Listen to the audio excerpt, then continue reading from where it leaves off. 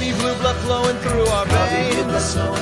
Sitting in the bleachers in the rain. We've shed a million tears and drank as many old style beers out at the game. Let's go Cubby, Son Ranto, Son Ranto, Son Ranto and the lovable loser. Son Ranto, Son Ranto, Son Ranto and the lovable losers. Son Ranto.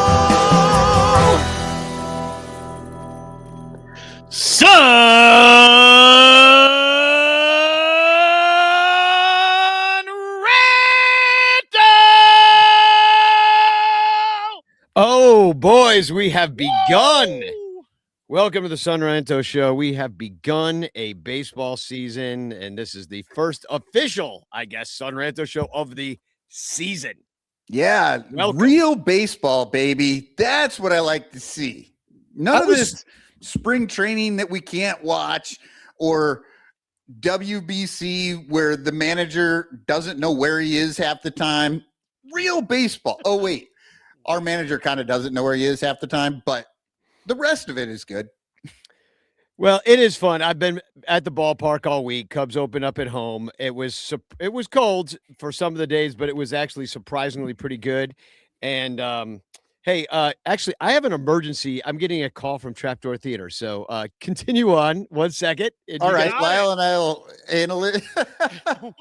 I mean, yeah, I don't know, Michael. The Cubs are 3-3, and my Red Sox, since Danny's gone, we can talk about the Red Sox for a second. Dude, we are 1-6. Yeah. It's fucking bad. It is. They're not a bad team. They're not winning. It's really fucking ugly. It's what they say. It's a small sample size. But, before we really start getting into that, since we already jumped into the baseball, we don't normally do that so quickly. I will just go ahead and take this chance to do Danny's thing. Son Ranto Show is brought to you by the Bleacher Bunch on the Fans First Podcast Network. All 92 of our paid Patreon supporters. That's the reason we're here. It's how we keep the lights on. It's how we pay for all of our stuff, the tickets, the beer, all the good stuff comes from those Patreons. Thank you so much. But of those Patreons, some of y'all are better than badass motherfuckers. Yeah, Blake Beard, Bernie Baird, and Brandon Olderback, the killer bees. The alliteration gang. Oh, we love them. Yeah, they actually give us more money than any of the rest of you. And if you want to be cool like Blake Beard, Bernie Baird, and Brandon Olderback, all you have to do is just give us more money to do this show. And then we'll talk about how awesome you are as well. But we also have sponsors. We have In the Clutch shirts, Matt Kammerer's permanent paintings Etsy store. You got which mats do you got back there? What do you got back there, Michael? This one right here is the original John Baker Day. That's a good one. The one that's pretty good of you. I can do that. Yeah, it's hard, man. Okay, right there. That one there is Schwarber, the fire map. Oh, that was a good one. And then right behind me, there are only a few of those. That's the Caitlin Clark over Iowa one. And the University of Iowa shut that shit down. They said, you can't do that. Isn't that stupid? Yeah. But this one, so what's funny too is he was going to do like a certain number of them, right? That's number 69. Oh, so good. So good. Yeah. And then also we have Lil Yumper. I don't know if he's in the chat. He's in the chat very often, but the Penguin Imprints. Yumper is doing these stickers and t-shirts and all sorts of things. If you put in Bleacher Bunch at the checkout, you get 20% off. So, all right. And a few of you have already done it. Master P. Levy, Dominic Galoro, Chance in the chat. You put hashtag Chance in the chat and you may win a postcard of Love and Doom from Danny Rocket. Hey, crisis diverted. I couldn't have said it better myself. No, it's one of those things. You know how I set things up so complicated in order to make my elaborate sound designs happen. And there's another show rehearsing in there. They turned down the volume, and so basically, I had to find which volume to turn back up. So I won't bore you with this. It's just some technical sound difficulty shit. But crisis had been averted. Welcome back, me to my own show. Speaking of tech. Speaking of technical issues, Lyle, did I get you? No, I see it as look. He has no idea. I fixed it and got you access. It's really good. I think I have everything sorted out. I think I'm good to go. I think finally, after all these years of Danny just neglecting me. Where was I at this meeting? I did not know this was happening, and I disapprove of Lyle having full access to the I have the power. I'm like fucking He-Man. I need like a sword. Somebody make a fucking AI photo of me as He-Man holding now the sword. The show's saying, I have the power. Now the show's going X-rated. And we'll never be able to bring it back. We might as well just go on OnlyFans at this point, and we're too old for that. It's true. Yeah, I think it's I'd take my shirt off if people would pay for it. Well, Crawley keeps trying, but there's no takers. Let me tell you, there were some boys in the bleachers, doing it's freezing out, so let's get on TV by taking our shirts off. That happened. I don't know if you saw them on the broadcast. If you have oh, of course, they always got to show them. They definitely put them on the TV. I saw them. Have you ever done that? Did you ever do that as a kid at any time? I was a fat child, so no, I did not. I was that kid at the swimming pool wearing a shirt just because I thought it made me look that they couldn't see my fat, and all it does is make you look way fatter because the shirt just clings to your fat rolls. Well, you were born way too early because now all the kids wear shirts at school. Well, at least I got cast as Santa Claus in the 3rd grade play. Me and the other fat kid, Juan, we both got to be Santa, so we double cast. I mean, I remember, you get a little chubby, Danny, but then you'll be in like gym class in like 3rd grade. And they're like shirts and skins today. And you're like, no, shirts. Not my nipples again. I got to go to the nurse. I drank some bad milk. Oh, I'm going to die. Die. No, they never made me be shirts. I don't think they always knew, because back then there were fewer fat kids. Well, back in the 80s, like we always talk about how, everybody always complains, these kids, they're so pampered and they do this and they do that. Our version of that was when they got us those pennies. Those pennies. They call them pennies. I don't know why they call them pennies. It's like fishnet stockings for children to play sports in. Is basically what it is. They're like, here, wear this bag. Yeah, like instead of being shirts and skins, we're just going to give you this insanely weird fitting fishnet thing to put over your head, and that's what you'll do. And all the parents back then were like, those kids are just, they should take off their shirts like we did. I'll never forget my dad telling me, he's like, you don't have it so bad. He's like, we had to go to the swimming pool with all the nuns and all the priests, and we'd all go swimming for our swim lessons, butt-ass naked. The entire fucking school. I was like, get the fuck out of here. I was like, those fucking perverts. Father McFeely. Jesus. So the nuns were just there only just to smack the priests every time they looked at the kids wrong. Oh man, I watched Sister Maria Ann. I went to Catholic school for junior high, and Sister Maria Ann, she this kid was playing with Carmen Zatella was playing with this remote control car. It was like brand new. That remote controls cars was like 1986 or something like that. Yeah. And Sister Maria, stop playing with that thing. Stop playing with it. And she fucking took this thing and she lifted it up over her head and she smashed it on the ground. And Carmen Zatella slapped her in the face. Get out of here. It was the greatest thing I've ever seen in my life. It was the greatest thing. I'm still to this day, I have not seen something better than Carmen Zatella slapping a nun for smashing his remote control car. Because the hush that came over the class, they're like, oh my God, we're all going to die because of that. Yeah. Pretty fucking. That's nuclear pretty option. incredible. Yeah. Yeah. So Anyway, welcome to the Son Ranto Show. We're off to a roaring start. The bad part was, Danny, Lyle jumped right into baseball talk. We were talking about how the Red Sox are 1-6 or whatever, and the Cubs are 3-3. We started, and then I made him go back so that we could do all the other stuff, and derailed us. I got a little excited. Well, we got through it though, right? We're through it. We're ready to talk baseball, right? Yes. Okay, that's what I'm saying. I mean, are we? I want to hear more about the nuns, Danny. Well, my mother was one. Oh, I know that. Maria von Trapp. Well, I do actually have a bit of a nun-adjacent story, and it is Cubs related to get us into me being in the stands. And this was on Sunday when the Cubs lost. What was the final of that one? 6-3. The game they had 3 solo shots that Imanaga started. Gave up a 3-run homer in the first. As soon as I sat down, I was a little late to the game.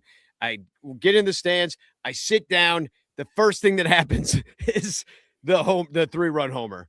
And I didn't even know it was 3-run homer because I just sat down. I didn't know anybody was on base or what was going on. So then I was like, shit, that was 3. What the fuck? So I turned around to the guys behind me and I was like, I'm sorry. I will show myself out. And they were like, yeah, get out of here. Which, if baseball fans are certainly of the superstitious type like that. And then I went to the game with my sister, and I said, hey, I wonder if John Benedict was playing the organ that day. I said, I wonder if John would play something for my mom. And my sister's like, yeah, something from Sound of Music. So I text John, I said, hey, could you play something from Sound of Music today? And he's like, well, I don't know for what. Like, why would I be playing? Because he needs he needs some kind of tie-in. So he's like, help me out here. So I'm like, how about if the Cubs get the bases loaded, you play my favorite things? That's actually good job, Dan. Oh, that's a fucking good. Yeah. But then that never happened. So it was getting towards the end of the game, and right before, I forget who it was that hit the 2-run homer at the end of the game, kind of put it away. Like Cubs had got 3 runs. They climbed back in by hitting their solo shots. But at the end of the game, I texted John. I'm like, if this gets any worse, you're going to have to play Climb Every Mountain.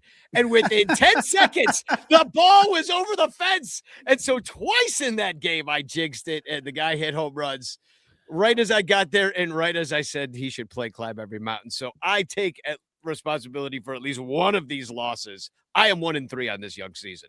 Wow.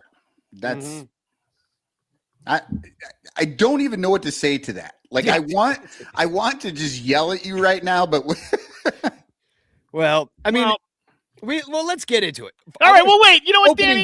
You know what? Day. Wait. Time out. I got a little something for you.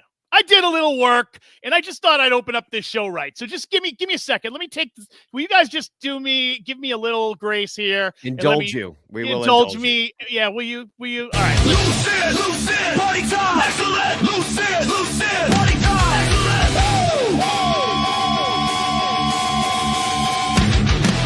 Loose in, party time. Excellent. Loose in, party time. That's fucking awesome. Wait a minute.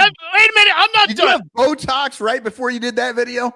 I'm the lovable Loose Ears, and this is Dispatches from the North Side. The Gone Gonzo Report. Chicago, Illinois, Wrigley Field. Late March, early April 2026. The ivy is still dead. The old style is already warm, and God bless this beautiful fucking city. The 2026 Chicago Cubs arrived into the world the way most beautiful disasters do, with a false hope and a stiff wind off the lake. They dropped 2 out of 3 to the goddamn Nationals to open the season, which is a sentence that should get you thrown out of polite company anywhere north of Madison Street. Washington. Fucking Washington. Be better known for bureaucratic dysfunction than baseball competence. And the Cubs handed them the series like a fucking fruit basket. Then Craig Counsell's boys regrouped, got right, and took 2 out of 3 from the Angels, because apparently even the Cubs know you can't let California push you around for long either. The Angels rolled into Wrigley Field and left looking like men who'd been handed their own asses in a paper bag full of puppy shit with a bow on it. The highlight is a masterful debut from Edward Cabrera, who the Cubs pried out of Miami in exchange for some warm bodies and a bag of dreams.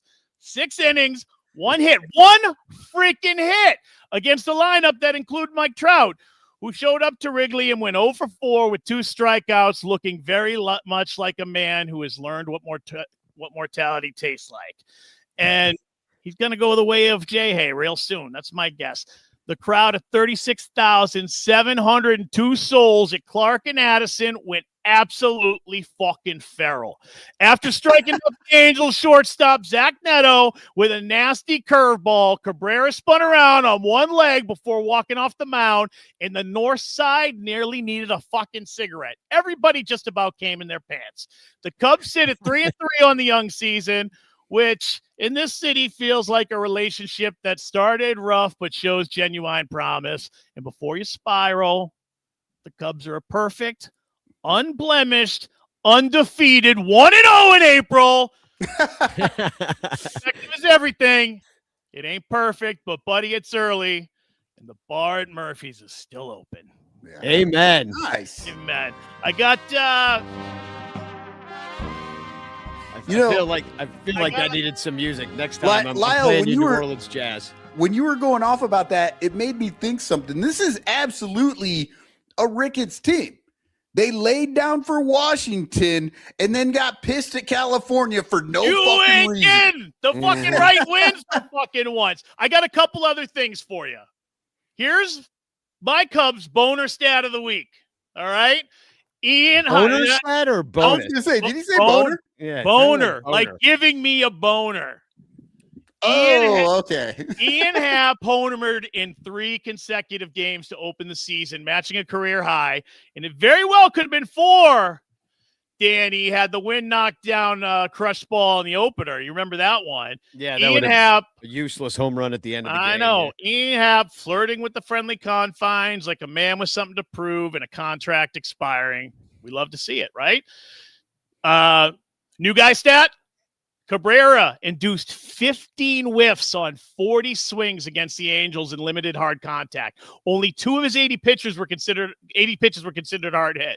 The Cubs gave up Owen Casey for this guy, and I think the North Side really doesn't have any regrets. But I will say, Casey against Mike's former favorite team, the Colorado Rockies, did hit a pinch hit, walk-off hit, I think. I don't think he hit a home run. I think it was off hit in the same week. He does have a home run, though. Yeah, maybe that was it. And then league-wide freak show stat. Cleveland rookie Chase De La Tour has more home runs than 12 entire MLB teams. He's 22 years old. Danny, your therapist charges you like $200 an hour, and this kid is out here violating physics. Like, I don't stand it. Around the division, Paul Skeens' human stat. The reigning NL Cy Young winner, opening day line, 2/3 of an inning, 5 earned runs, in a 67.50 ERA. 67.5, 6-7, baby. 6-7, little With 6-7 for the young guy. Hey, Pittsburgh, write that number on a cocktail napkin and weep, you dirty fucks. He's the best pitcher in baseball, but even gods have a bad Thursday. Division opponent suffering stat for your pleasure. The Milwaukee Brewers swept their opening series without a single quality start from their rotation. Not one. So that's good news, right? No, they won despite. That says that they're not. I get you. Look, the Yankees, meanwhile, fuck the fucking Yankees, tossed 3 shutouts in their first 5 games, a feat that hasn't been done since the 1943 Cardinals. The Brewers are out here winning ugly, as is their birthright, because everyone who lives in Milwaukee is fucking ugly. But very few winners. Especially Eric Wheelo. Yeah. And one more. Actually, Wheelo's a handsome guy. One more thing. Not with the mustache. Come on. Yeah, no. White Sox thoughts and prayers Dad. stat. Sandy Alcantara threw the first complete game of the 2026 MLB season, a 93-pitch shutout in a 10-0 drubbing of the Southsiders, the Chicago White Sox. None of them want to be our friends. The Sox batted .100 as a team that day. .100. Their OPS was .229. The Italian Sausage won the sausage race at American Family Field that same day by a comfortable margin somewhere in this city. Both things feel It's equally awesome. meaningful, right? So the season, it's 3% complete. Stay loose, drink water, 3%. and never trust a brewer in July. I love you guys. A little something for you guys, Danny Rocket. Lyle just You need came background out music. with like 10 Came out minutes swinging. straight going his mic. Lucid, party time, excellent. Lucid, party time, excellent.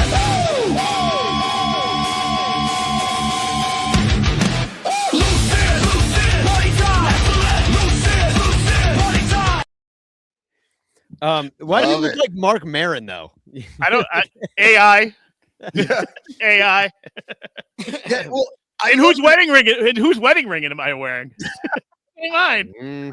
I love the energy that the song has, but the face is just like, meh, I just woke up.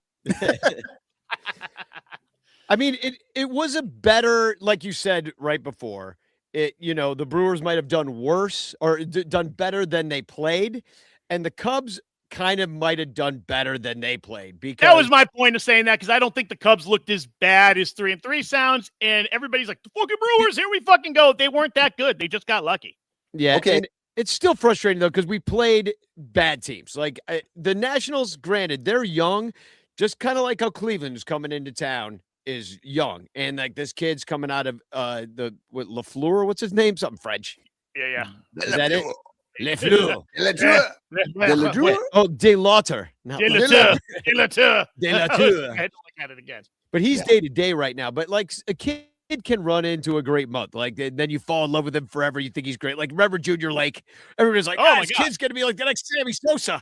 And then You still what happened? and you still see Junior Lake jerseys at the fucking stadium because those first 2 weeks of that season, people went crazy. I still believe in him. I think he could come back and do some damage. Him and I Morel. saw his first game ever. He opened in Colorado because for some reason Joe Madden back then just He was the loved opener?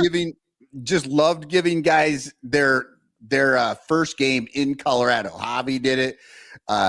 Junior Lake did it. I feel like somebody else did it too. Like just gives them that shot. But yeah, I watched that game. I was at the game and it was amazing. I think he hit a double and then I think he stole third and got immediately tagged out, which is kind of his Like him. entire Chicago Cubs career. Well, He hit that me and my double sister were- immediately and then he's out. Me and my sister were talking about Tuffy Rhodes. If you remember, he hit 3 home yeah. runs on an opening day. And then like you just really never heard from that guy again. It was his greatest game. Like that one game that was like indelibly imprinted on the hearts of Cub fans. It helped that The his other name was Fukudome. Tuffy. Fukudome with that Fukudome. one with Is- that opening Didn't day. even win that homer. game. He just tied it. Tied it. Yeah, it's like 2009 or some shit. Yeah. Is Anyway, it Fukudome was- in one way though kind of one of the most like unfortunate early eras in recent Cubs baseball, just because of how the fans dressed and reacted, and there were a lot of weird T-shirts around the stadium then that I was like, Well, then they got resurrected. I still saw some guys wearing some stuff that was like questionable after another decade of learning things about how to. all I gotta actually hang say, there was masks. a lot of Andy Rooney and breakfast at Tiffany's out in the bleachers. It was, It was but no, fucking weird. I saw a hoary cow T-shirt. And Yes, if you don't know what that is, go look it up. But I don't want to talk about it because I couldn't believe I saw it. I was like, and the guy was can't like, talk "Grr," about it. You can't talk about it. without doing the and thing. be white. Yeah, exactly. But yeah, Cabrera, they did win that game with Cabrera. So that was cool that to see him pitch so well and they won. Like the team should be rewarded for a win. That was probably the best start of any of the Cubs, except for maybe Kate Horton. I put them right there with each other. Kate Horton looked great, but he did give up the one homer it was a 2-run shot, right? Like outside of that, like he basically threw one bad pitch in that start. It just happened to end up in the bleachers. And he could have gone longer. Like he could have gone well into the 7th, maybe even taken the 8th if you really needed him, like down the stretch. And then Cabrera, probably same thing. He probably could have gone longer in the game. And then I was pleased to see that Tyone did not suck my fucking balls. And so that was nice to see that. That I mean, was they lost 2-0. No, it was 38 degrees out in the bleachers. We froze our asses off out there. But it's he didn't suck. So I was pleased to see that, even if it was a 2-0. He didn't give up those runs either. And then there was who else do we have? Oh yeah, Boyd, a good one and a bad one. So he was great yesterday when he had 10 strikeouts. Yep. And then his first one was not that good, except he was good until he just completely fell apart in the fourth inning. And I don't know what happened. Well, and really, that's his bad inning. He's thrown a little over 9 innings. He's got 17 strikeouts. Like, the dude has something going for him right now. Like, but when he lost it he really lost it. But also, the wind was blowing in like crazy. Joey Weimer didn't care. Nobody should have been. But Washington, for some reason, hit 3 freaking homers. That you got to get it below. It's why we sit lower in the bleachers. If you sit lower in the bleachers, the wind doesn't hit you. When it's blowing in like that, you'll have your shirt off down in the lower bleachers and hot, even on a day game, and you'll see the people that are in the shade underneath buying blankets. Okay, so parkas. Polkas. How does polkas, wearing parkas? How does the Washington Nationals team, who are managed, they have a manager who is like wasn't in school when we were graduating, and they have a GM who we could have given birth to. Like, that's how fucking young Washington is. And yet those guys know how to hit the ball out of the park, and the Cubs, who've been there forever, don't know what the fuck they're doing. They're hitting the ball as high as they possibly can, and it's actually coming back and hitting them while they're standing at home plate admiring their shot. Yeah, it's the Doge guys, man. The future belongs to the youth. The youth. Yeah. The Ute. Danny, the most important question, I guess everybody watching, listening around the world, around Chicago, around the suburbs, around the country. What did you lose? What did you lose to Johnny? Oh, we didn't. It's not over yet. There's only 6 games, so we could technically. I need to sweep now to win in DC, and that is you can tie. You can still tie or win. You still have a chance. I can tie or win, and if we tie, we just go for stakes, and we split the bill, and then we're doing stakes. Weekend in Vegas. No stakes. Like whenever we're together next in Vegas. Well, I hope so. I mean, we've gone to Vegas many a time. I think my Vegas days are kind of done, to be honest. Like I'll tell you, like it's way too expensive. It's not fun there anymore. Even downtown where I used to go is all freaking, $250 a night with freaking resort fees. It's dead there now too. So they're not doing well. I have some friends who live there. They're like, they don't even turn the lights on at Circus anymore during the weekdays because they don't. So what Danny's saying is we're going to Reno. Yeah, we're going to Reno. It's a fucking blast. We're going to Reno because my mother-in-law lives just on the other side of the mountain on the California side. We could stay there. She's got an apartment, and we could fucking drive down and fucking. I am in. Seriously, the last time I went to Vegas, I haven't been to Vegas forever. I went for a wedding. I didn't gamble one single time. I was with Emily, and we just kept doing things. And when we left, like by the time we were leaving, I'm like, wait, are we not going to gamble at all? Like, wait, what are we doing? And she was like, it's probably good. Yeah, I'm not into it. I'm like, because you don't have to do the game. You can see the show. Now they used to not have pools or even coffee in the rooms to get you out to the floor. But now, people didn't like that. So they kind of made it more like resorty. That's why we got to go to Reno. I went with a group of guys once out of Chicago. We went, and one of our friends, I won't say his name, I don't want to embarrass him. He does watch the show once in a while. He went and he brought like $15,000 in cash with him. I was like, Jesus Christ. We were sharing a room, and he went and he put like 10 grand in the safe and had 5 grand on him, went to the blackjack, was playing like $1,000 a hand. 6 minutes we were there. He was down 5 grand, went up, lost another $5,000 within the hour. Before he was there, 3 hours, it was all gone but $200. And he looked at me. He's like, I'm going to the airport. I got to get out of here. I just lost $15,000. I was like, what the fuck? Holy shit. Yeah, that's He's rough. like, I didn't have it to lose. He said it was everything. He said all my savings. I literally came with a plan to make some money. I was like, oh, dude, what a disaster. Yeah. Yeah, 1-800-GAMBLER, everybody. Yeah. You're out there betting and stuff. And That's why we don't. That's why we don't promote gambling on this show. That we tell you the Not horror anymore, stories anyway. of somebody losing $15,000 in 3 hours. Oh, it's brutal. Fuck.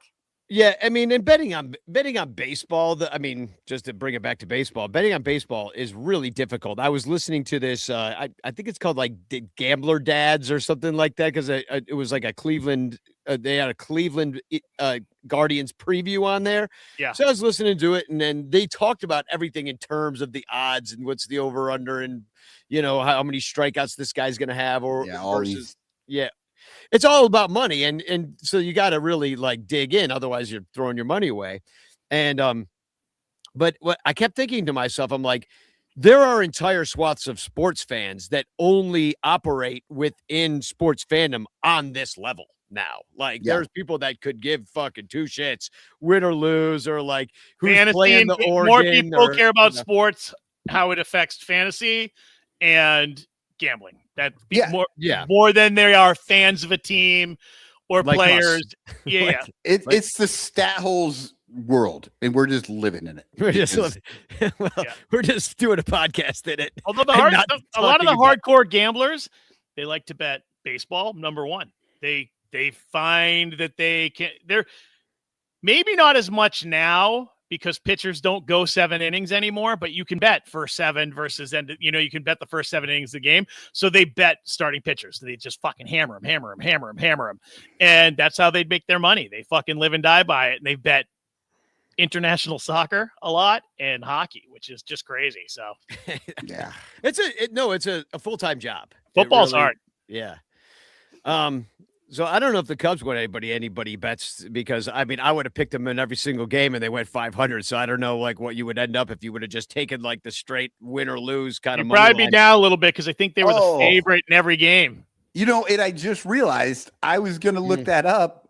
All of the people who did put in a schedule, right, with the wins and losses for the 2026 Ranter Schedule Challenge, and I was going to look that up, but I totally forgot. Well, we'll do it. Yeah, we'll do it next. Well, we don't have to do it every week because then it's right. We'll do it next week, but once a month or was it bi-weekly, bi-monthly? Yeah, I just thought, who did well in this first week? I figured a lot of people did really badly because they're all excited, like, the Cubs are going to win all 6 of these. Well, I did want to bring up kind of one thing that happened. Well, let's start with opening day. And our friends, Mike Waller and Robert Sanchez, had the honor of carrying the giant flag out to the outfield for the national anthem. And here's a picture of the giant flag. That I saw these pictures on Discord, Danny, and I seriously thought that looks like Waller. Well, look, I got the video here because luckily they were kind of on my side, and I have a new phone that could zoom well. So here's Mike and Robert waving the flag on opening day.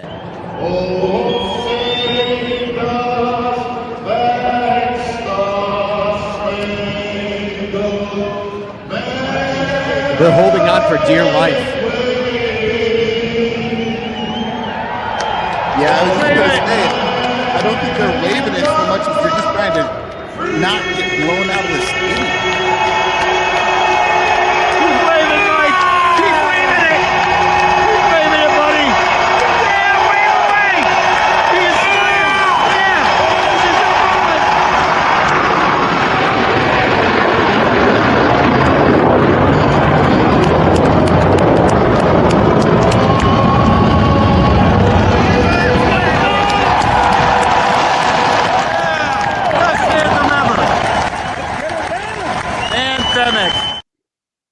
USA, USA, USA. Nothing had everything.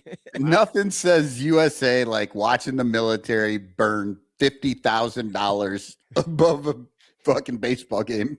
Just in fuel. Yeah. That was probably more than 50 grand. Yeah, with today's rates.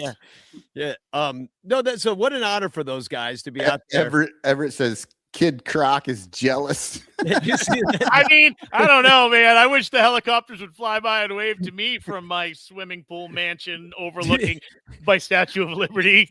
You know, Lyle, if a fucking How is that not AI? That looks like a bad AI video. outside of your house, you are going to be shitting yourself.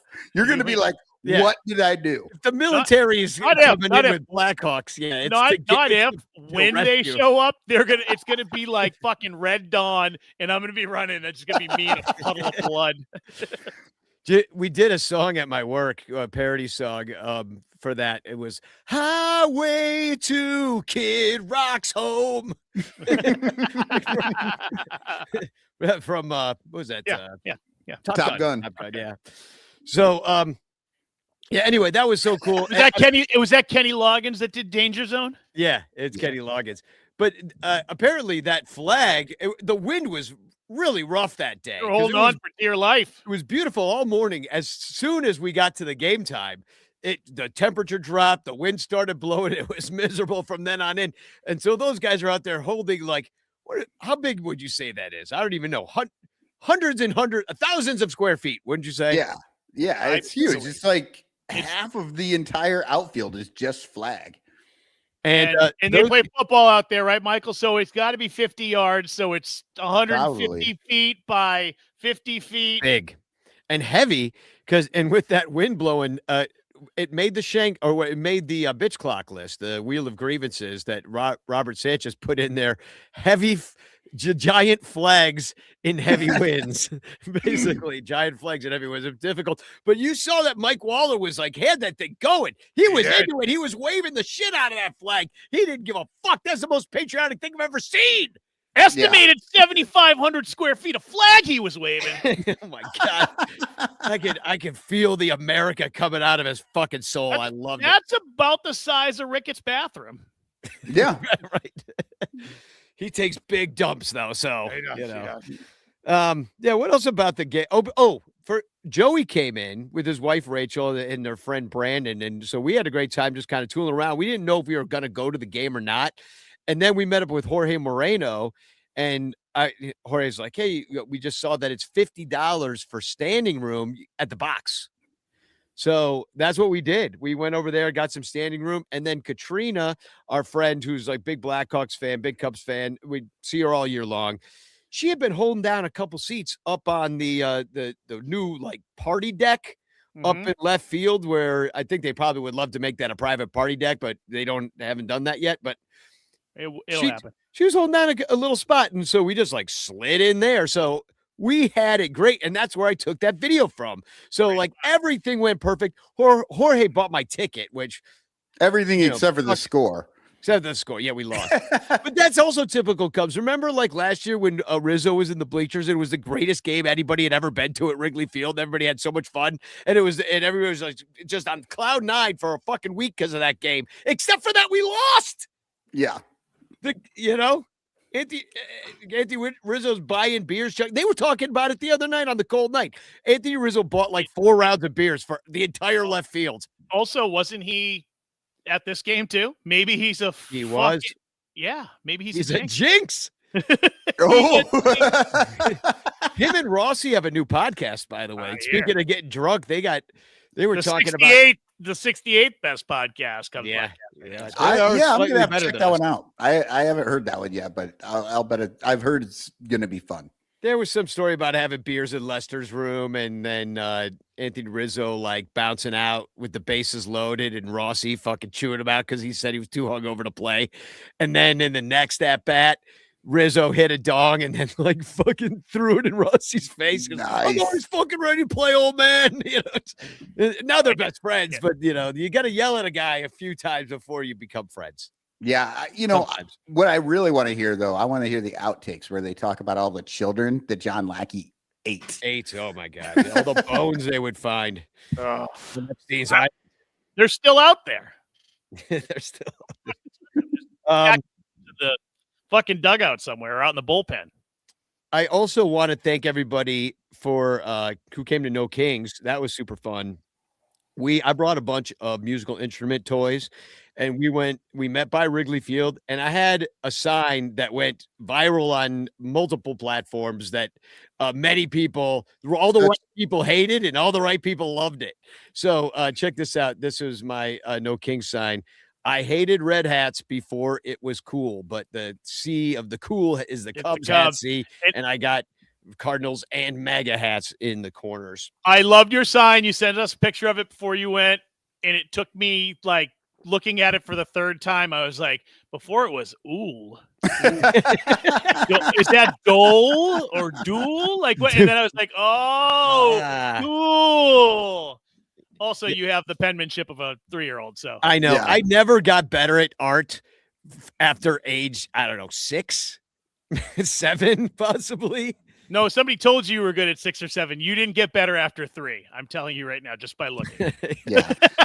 Oh, that's true. That's true. Nobody would have looked at anything I ever made and said, this kid's got real promise. Like, maybe we should put him in some art classes. Right. You know, let's sign him up for Little League, see how it goes. Yeah, this is how Danny ended up with his art being like dance and sing.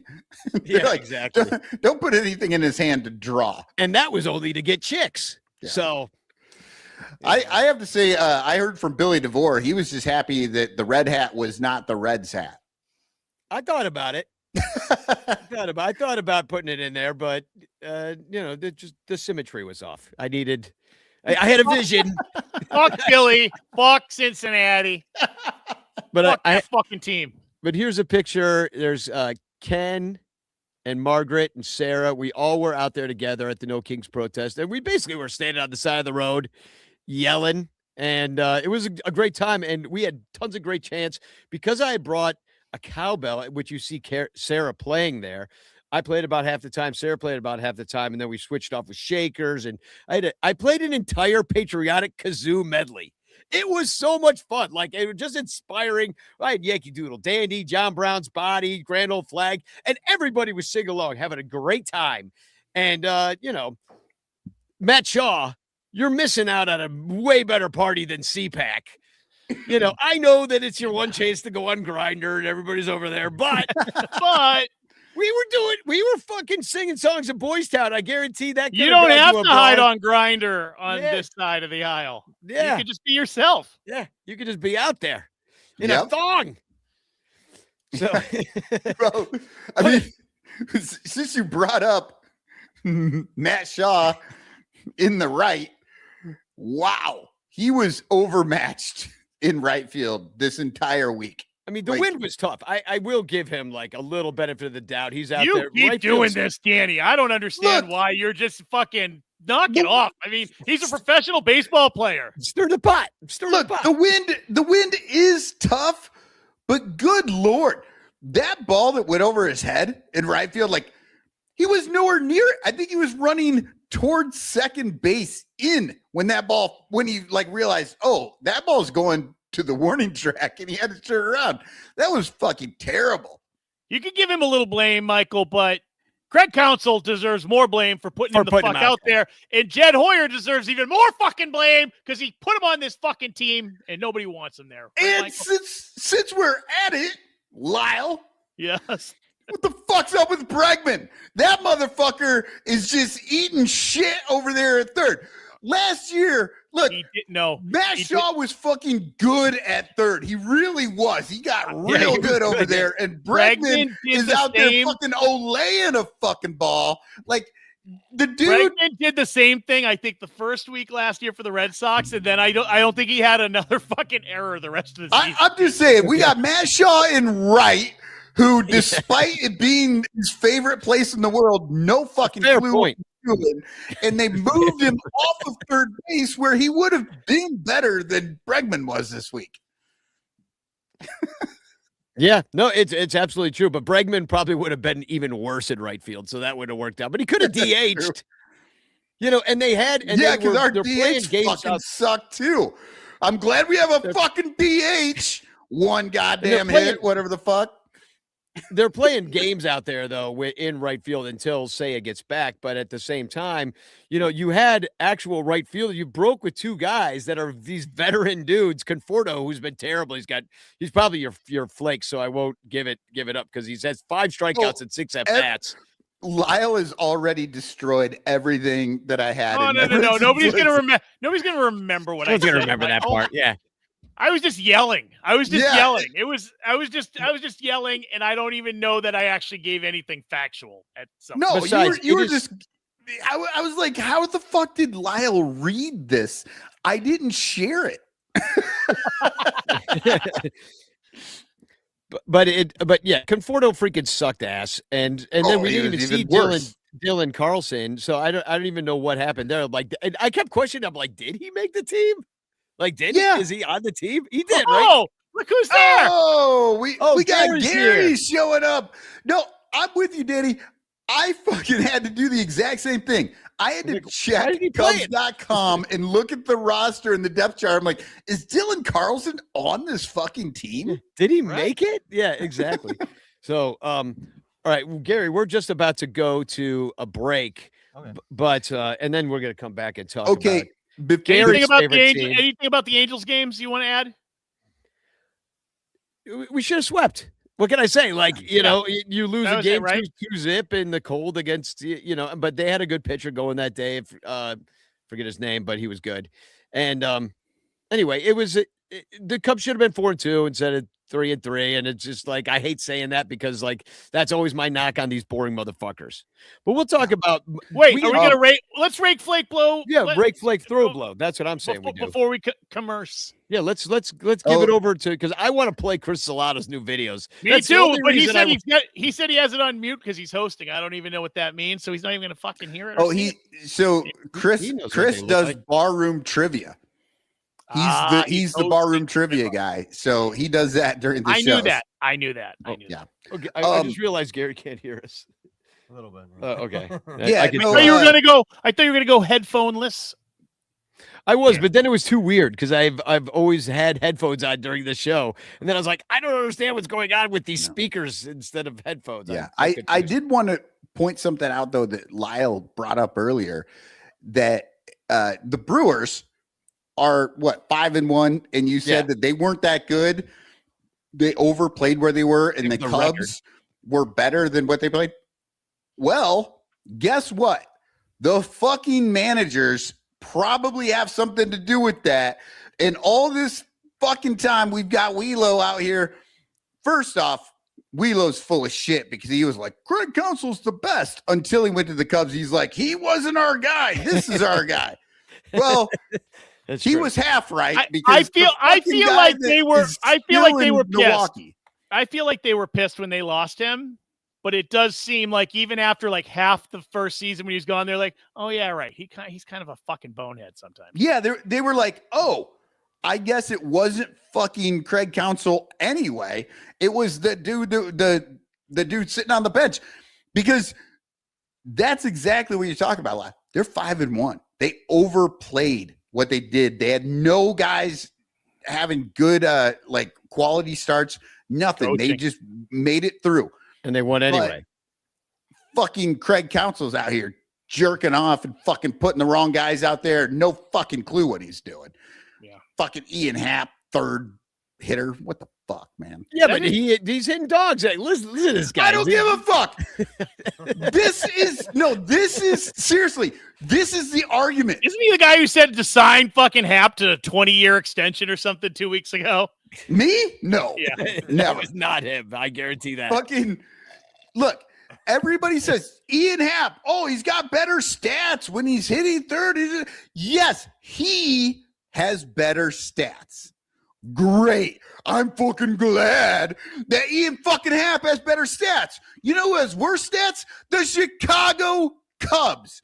I don't know why, but they fucking win when he is the leadoff guy. So I don't give a fuck if Ian Happ goes 0 for fucking infinity. If he leads off and the Cubs win, that's all I care about. And right now, Ian Happ hitting the shit out of the ball, but they're 500. And that's what happens when you have Ian Happ fucking hitting useless fucking home runs in the third spot. And Terry E chimes in, says whoever had the under on Cotton Rants is bankrupt. Well, that was an easy over anyway. That was easy money. You know, and I heard that number and I'm like, that's fucking way too much. But yeah, it's way well, too now much. we're gonna turn the show over to you with the let's go. Throws blows. All right, let's start. Thank you to Chris Salato. He made hilarious new Rakes Flakes Throws Blows videos featuring him. So if you're listening on the podcast, you'll have to. Well, maybe I'll share these on the. Well, they are shared on the Discord, right? Yeah, and I'm pretty sure these are Sora, right? Yeah, so, Sora. Yeah, and it is not a coincidence that right after Chris Salato created these, they shut Sora down. Yeah, they don't allow anybody to make Sora anymore because Chris Salato had to fucking go and make these videos. So these are the final videos made by Sora. Here's Chris with Rakes. And now I'm going to show you how to rake.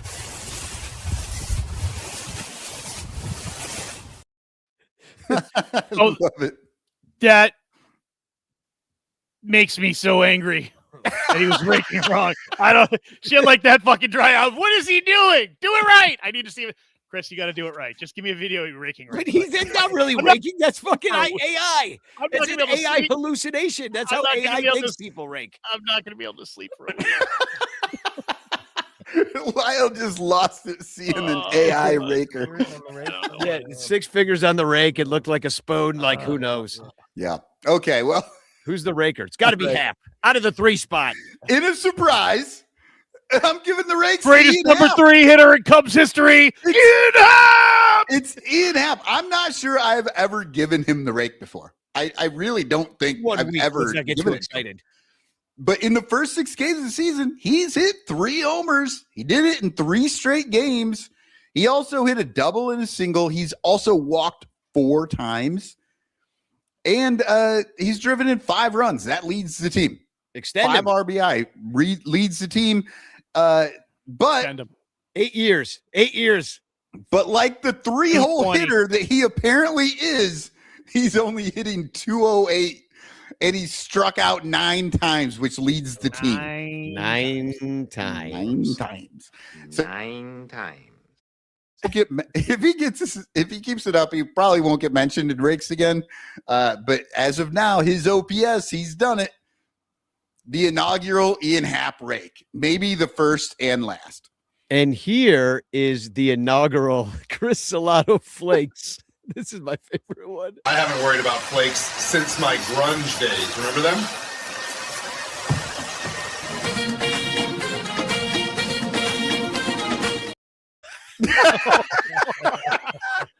That was unhinged. So good.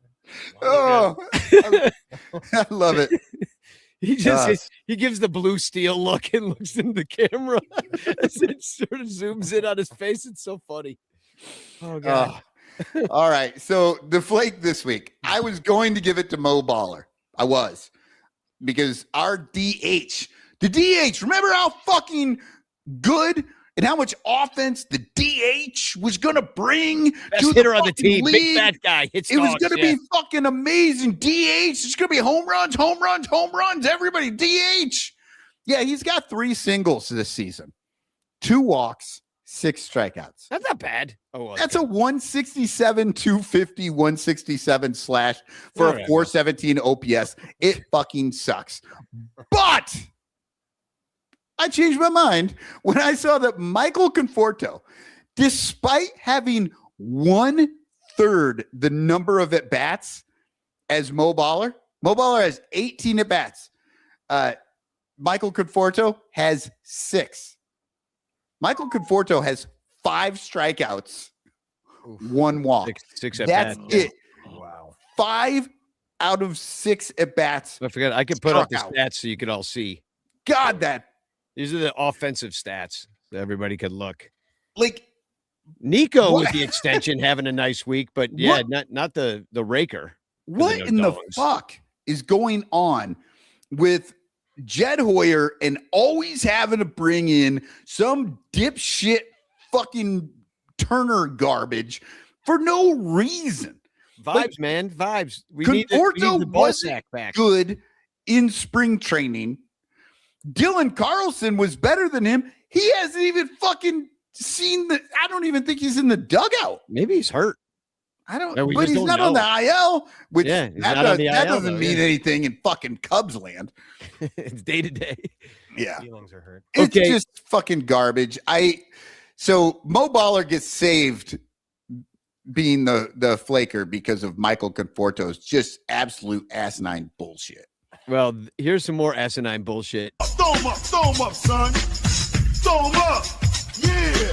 Throw him up, son. Throw him up. Throw him up. Dude, that That's my dance favorite. step, That's my favorite. that step Too in, much. step out dance is amazing. Wow. Ah, Too much. Yeah. Oh, so So good. stupid. the ranters are undefeated. Absolutely. We are the greatest podcast on the planet. Six. This reminds me of, D9. like, the early days Yeah. of the internet, like in 1998. Yeah, exactly. This is It Yeah. is. You're Some right. Netflix It does. That shit. is what it's starting to feel like. Because the Yeah. AI is so fucked up. I feel like it's early days of the internet. yeah. again, We're on which were the- which were the best- Netscape. Yeah, yeah. Yeah. Just absolutely using all the logos, everything. It doesn't fucking matter anymore. No, hold on. Uh, So throws, to nobody's surprise, is going to the new guy, Edward Cabrera. 6 innings, a single hit, struck out 5 against the Angels, including Mike Trout just getting his ass handed to him.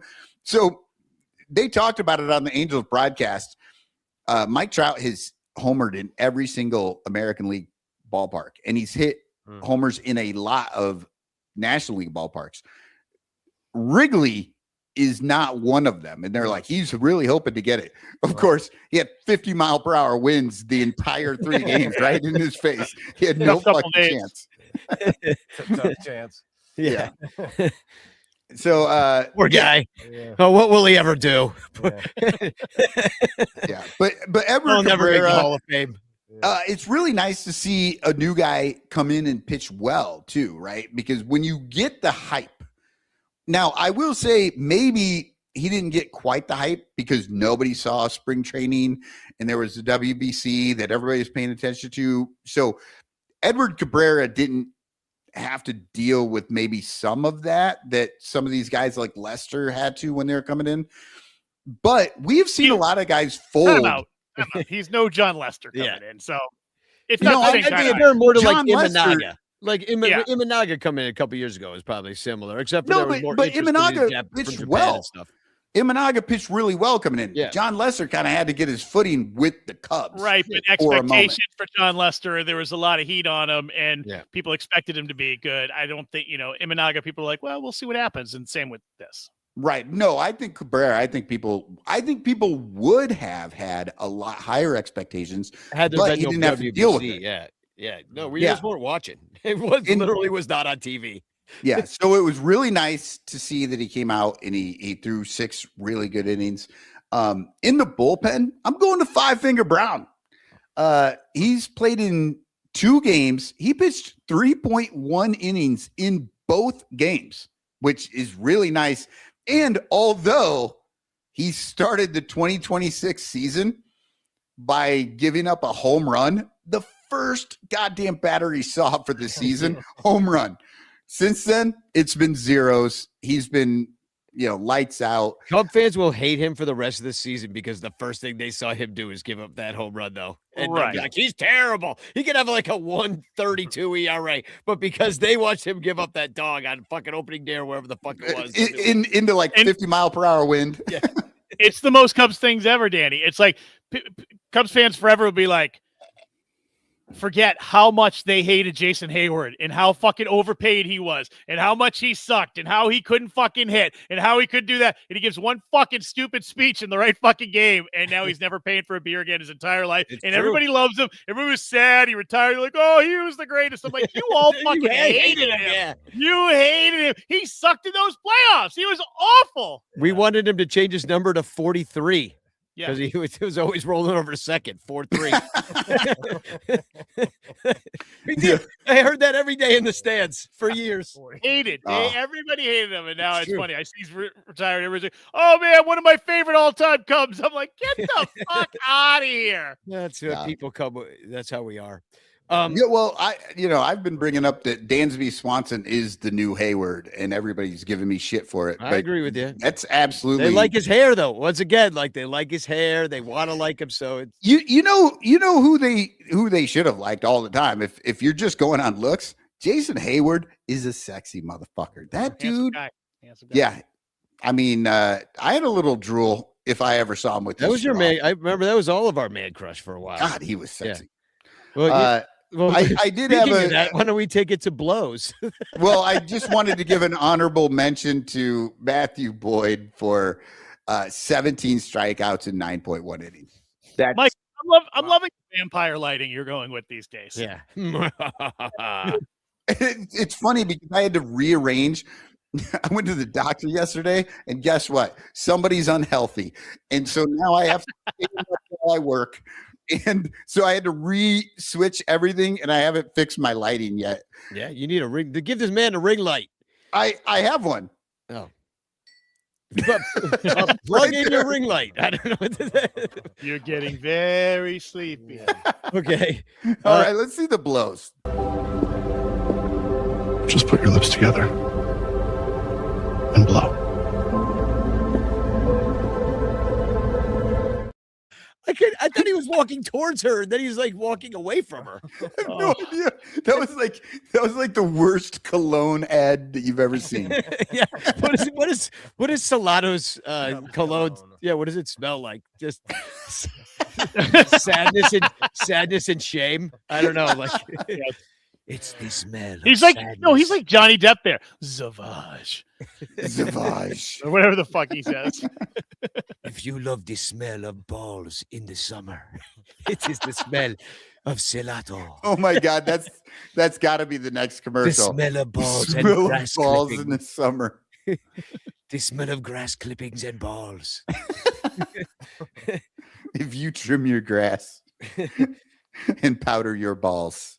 you're So the what you kind of- got for blows? Well, I mean, this is going to be maybe a surprise to some people. Blows going to Rat Face. Fuck that dude. He has no clue how to run a pen, apparently.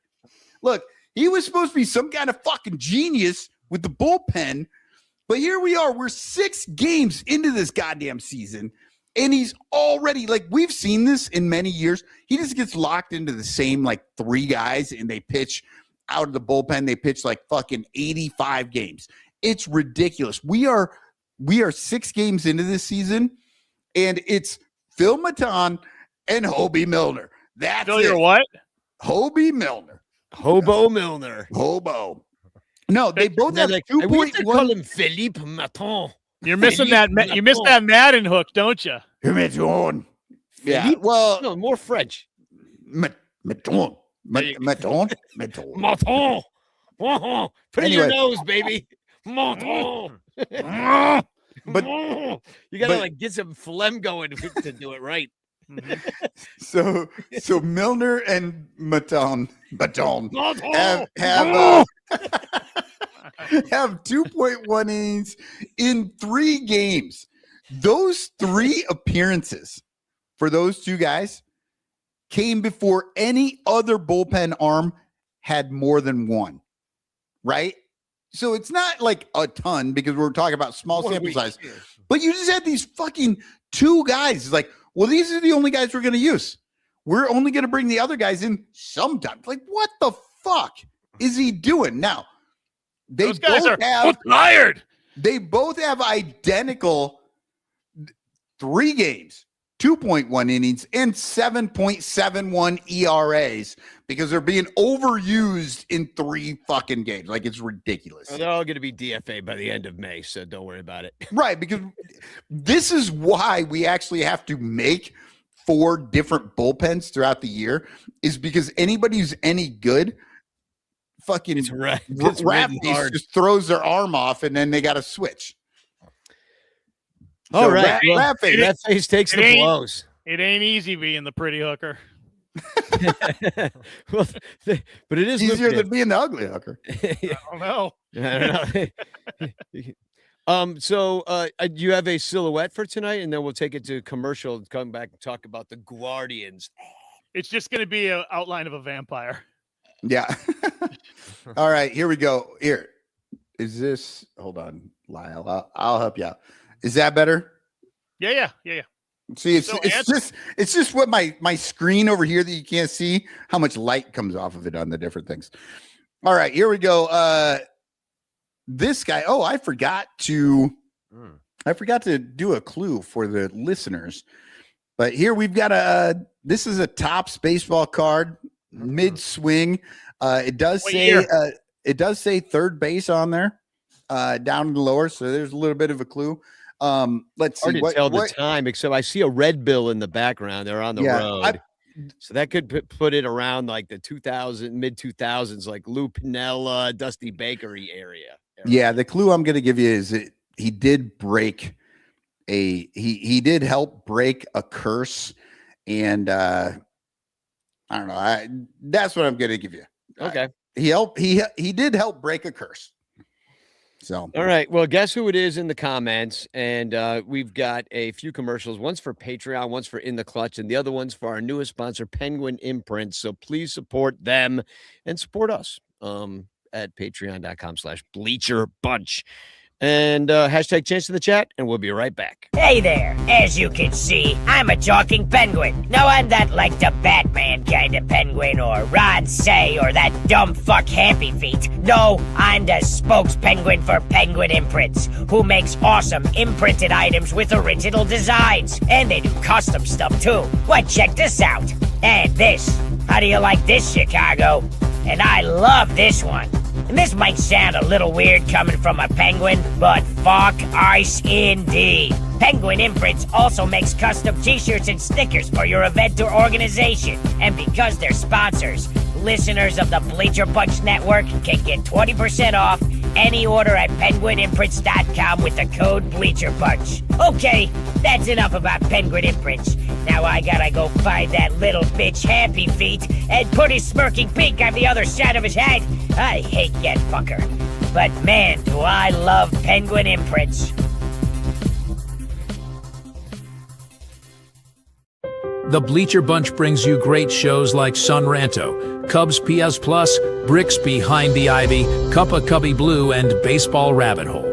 But you could be getting so much more when you subscribe to our Patreon page for as little as $1 a month at patreon.com/BleacherBunch. Get access to our exclusive daily show Cubs Pod, where we recap every single game. Plus, be the first to hear Cubs music, get early access to events, and receive an invitation to join our Discord Cubs community, where fans just like you show up every day to rant and rave about our beloved boys in blue. Most importantly, 10% of your Patreon pledge will go directly to help the Lost Boys Youth Baseball program. So join us. There are perks at every level, like the Renter Calendar, absolutely free, and name recognition for you or your business. We are independent Cubs podcasters, and we need your support. Otherwise, we'll quit. Seriously, we'll all quit. Some of us might even die from your lack of support. In fact, the cutest little puppy you've ever seen will die if you don't support the Bleacher Bunch at patreon.com/BleacherBunch. We promise to spend all the Patreon money on tickets and beer and all the dumb crap we have to buy just to keep our podcast rolling. So give us your money, and we'll waste it far better than you will. Patreon.com/BleacherBunch. Free trials are available, but don't do a free trial. Just join, okay? Okay. Patreon.com/BleacherBunch. In the clutch, in the clutch. Buy t-shirts from In the Clutch. Take it from the Bleacher Bunch. You'll love the shirts from In the Clutch. In the Clutch shirts are comfortable, stylish, and guaranteed to get you laid. Plus, they're proud sponsors of the Bleacher Bunch. Use promo code Bleacher Bunch for 10% off your purchase. Nice to feel and soft to touch. That's why you will get laid so much. Wearing a shirt from In the Clutch. And you can thank the Bleacher Bunch. In the Clutch, in the Clutch. Buy t-shirts from In the Clutch. Remember the code Bleacher Bunch. Save 10% at In the Clutch. In the Clutch, in the Clutch. In the Clutch shirts actually not really guaranteed to get you laid. Hey there, as you can see, I'm a talking penguin. No, I'm not like the Batman kind of penguin or Ron Say or that dumb fuck Happy Feet. No, I'm the spokes penguin for Penguin Imprints, who makes awesome imprinted items with original designs. And they do custom stuff too. Why, check this out. And this. How do you like this, Chicago? And I love this one. And this might sound a little weird coming from a penguin, but fuck ice indeed. Penguin Imprints also makes custom t-shirts and stickers for your event or organization. And because they're sponsors, listeners of the Bleacher Bunch Network can get 20% off any order at penguinimprints.com with the code Bleacher Bunch. Okay, that's enough about Penguin Imprints. Now I gotta go find that little bitch Happy Feet and put his smirking pink on the other side of his head. I hate that fucker. But man, do I love Penguin Imprints.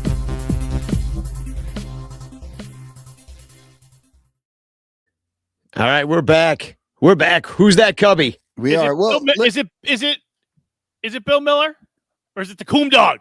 it is not Bill Miller. It is not the Coom Dog. We're going to go through some of these guesses. Yumper says Leo Gomez. Now, I don't know if he's actually guessing on this or if he's part of the there's a discussion in the chat over who has the most strikeouts in the first two games of a season. So that's outside the show. But Everett Tosher says Ron Say. Nope. Andy Wells says Dexter Fowler. It is not. I can see that, though. Third baseman. Dexter might have the most strikeouts in the first two games. Yeah. Master P. Levy was with you, Lyle. Bill Miller, Dominic Yeah, Laurel. Mueller, isn't it Mueller? He says Miller. Miller. Mueller. That's what he said. That doesn't make any sense. What's wrong with that guy? He's also blind. So. Yeah, I don't He's know. blind. Yeah. Terry E. Blind says, didn't see the UE in the middle of his name. yeah, Terry E. says Todd Walker. Nope. Salado. It says Billy M. I have to assume he means Bill Mueller as well. Miller. What the fuck his name is. But you're all wrong. Nobody got it correct because it is Mark Bellhorn. Lil Yumper got it at the buzzer right before you said it. Oh, right at the buzzer. Mark Bellhorn breaking the curse with Lyle's Red Sox. Right. So God Bellhorn. damn it. That was Mike. Fuck. Mike. Yep. Had that. But Bill Miller was Bellhorn played for the Cubs in 2002 and then 51 games in 2003 before getting traded to Colorado. And then in 2004, he made his way to Boston, won the big championship. The next year, Boston shipped him to the Yankees. That's how much they fucking hated Bellhorn, I guess. And then he finished up his career with the Padres and then Cincinnati. But the By biggest... the way, Billy Miller was also on that Red Sox team in 2004. True. But this isn't Billy Miller. as much as you want to be correct, you're wrong. Can you do me a favor, Michael? We just put a picture of Bill Miller up there and just fucking tell everybody I was right. Just to save his ego. I don't have Give him the FIFA Peace Prize. Well, we made up an award called the Sun Ranto Peace Prize. We're going to give it to you tonight, lovable loose ears. Yeah. Thank you. All yours. Okay. Hold on. But what is the most impressive career stat for Mark Bellhorn? Anybody? Oh, how many home runs, Lyle? Yeah, he has a 12-inch schlong. Yeah. Well, that might be, but no. 69 home runs in his career. So he probably tried to stop. He stopped trying to hit him at that point. Yeah. He's like, "Oh, I'm gonna have this live on forever in my baseball records. Oh, I wonder how many games he played after he hit his 69th. Yeah. can Well, I find it mean, I out. can kind of tell you just Go to his looking game here. logs, yeah. He played 13 games in 2007 for the Reds, and he hit his last home run the year before with the Padres. So I'm not sure exactly There how were many, but 69 games left in his career. Oh, so yeah, nice. I mean, I think the big thing you can learn from this is when he hit his 69th, his career kind of turned around and went south. Yeah. Well, I went to Cincinnati. For God's That was sake. really good, Michael. That's the Yeah. funniest thing you've ever said. Clever as hell. That was the first time you made me laugh ever. Which is insane because I've said that joke like 100 times. But I finally Well, got it. Yeah, we were finally listening. We're on the right drugs now. Right. I wasn't making faces at Danny when you were talking. We're usually like,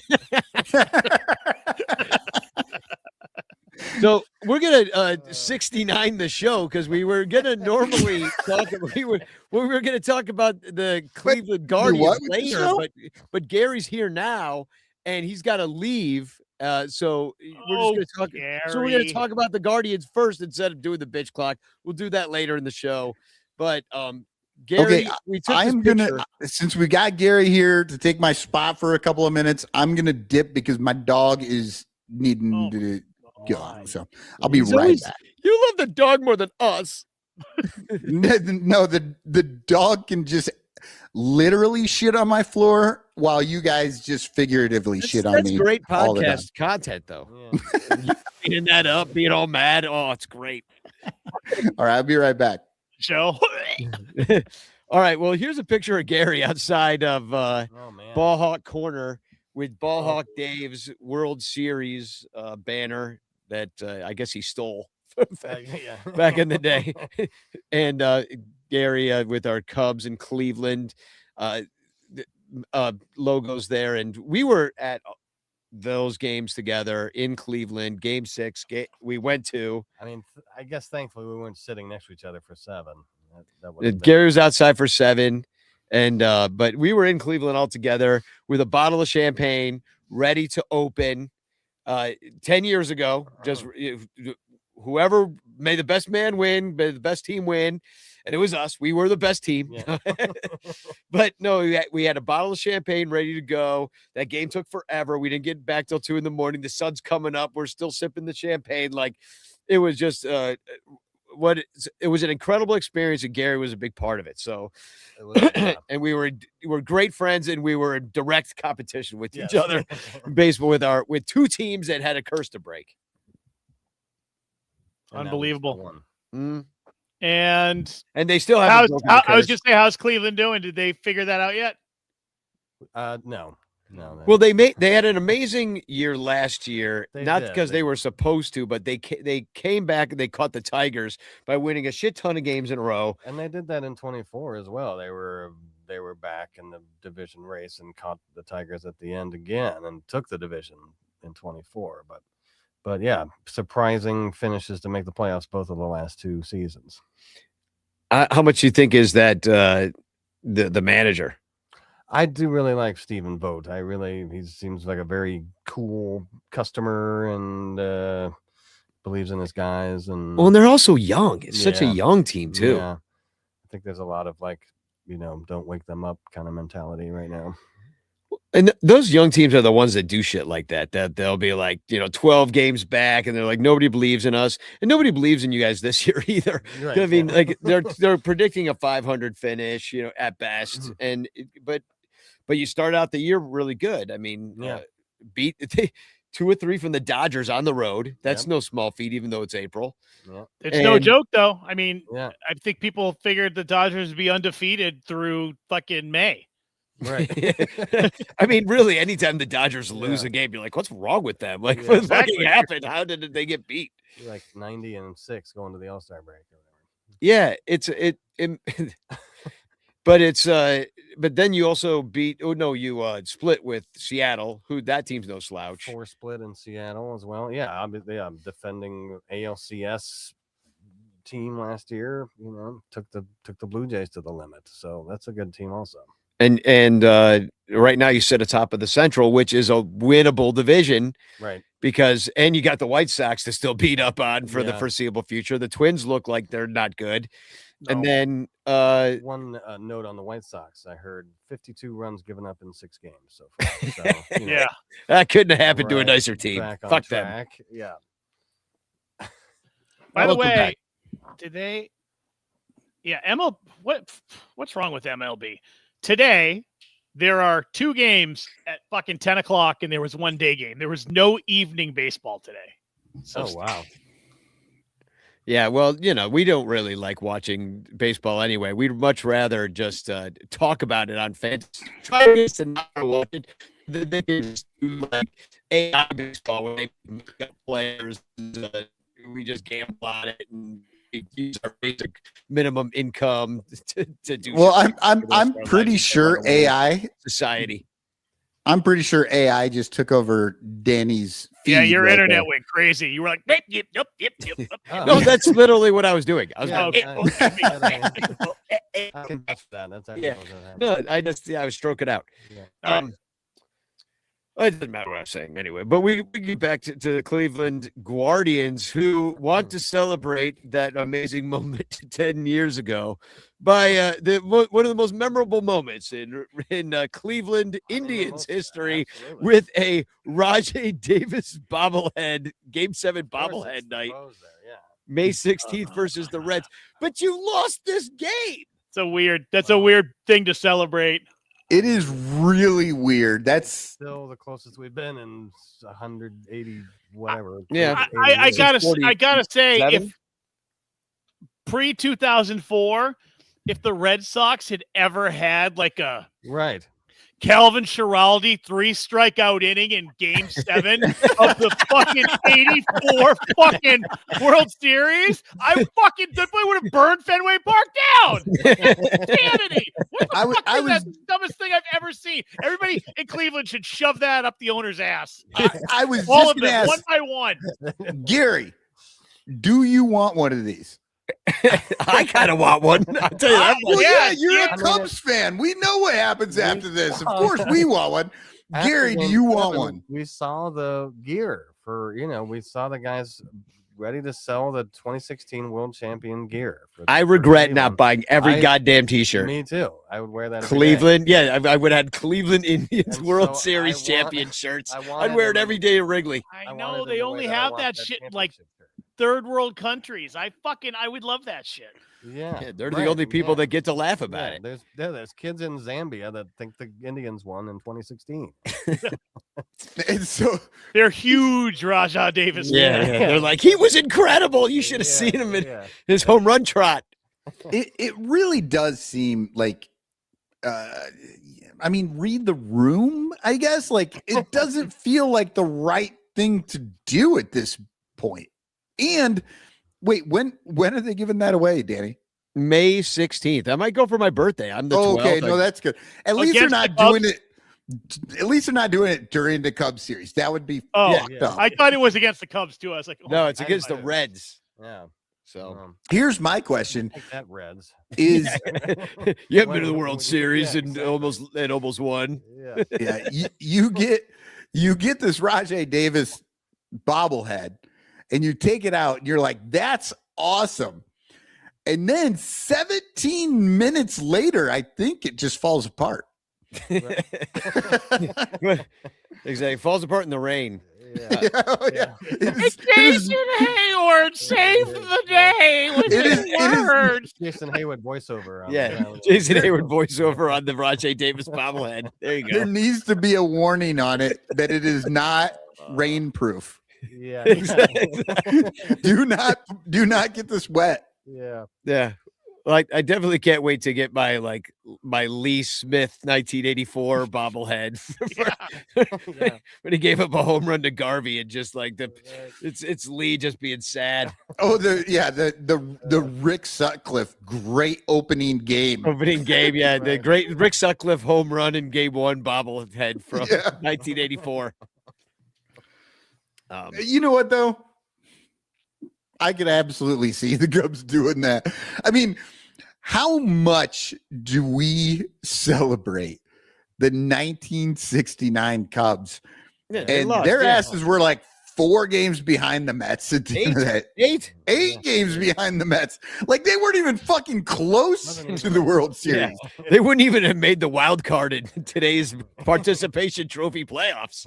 I know, and everybody's like, we love the 69 Cubs. They're the But greatest. you know what though? If they did a Ron Santo ghost leg or like Danny and I would fucking want all those things. Oh yeah, the ghost leg. I mean, Yeah, the bobblehead or like we should do our own a Ryan calendar one year. Sandberg deathbed bobblehead. Oh God.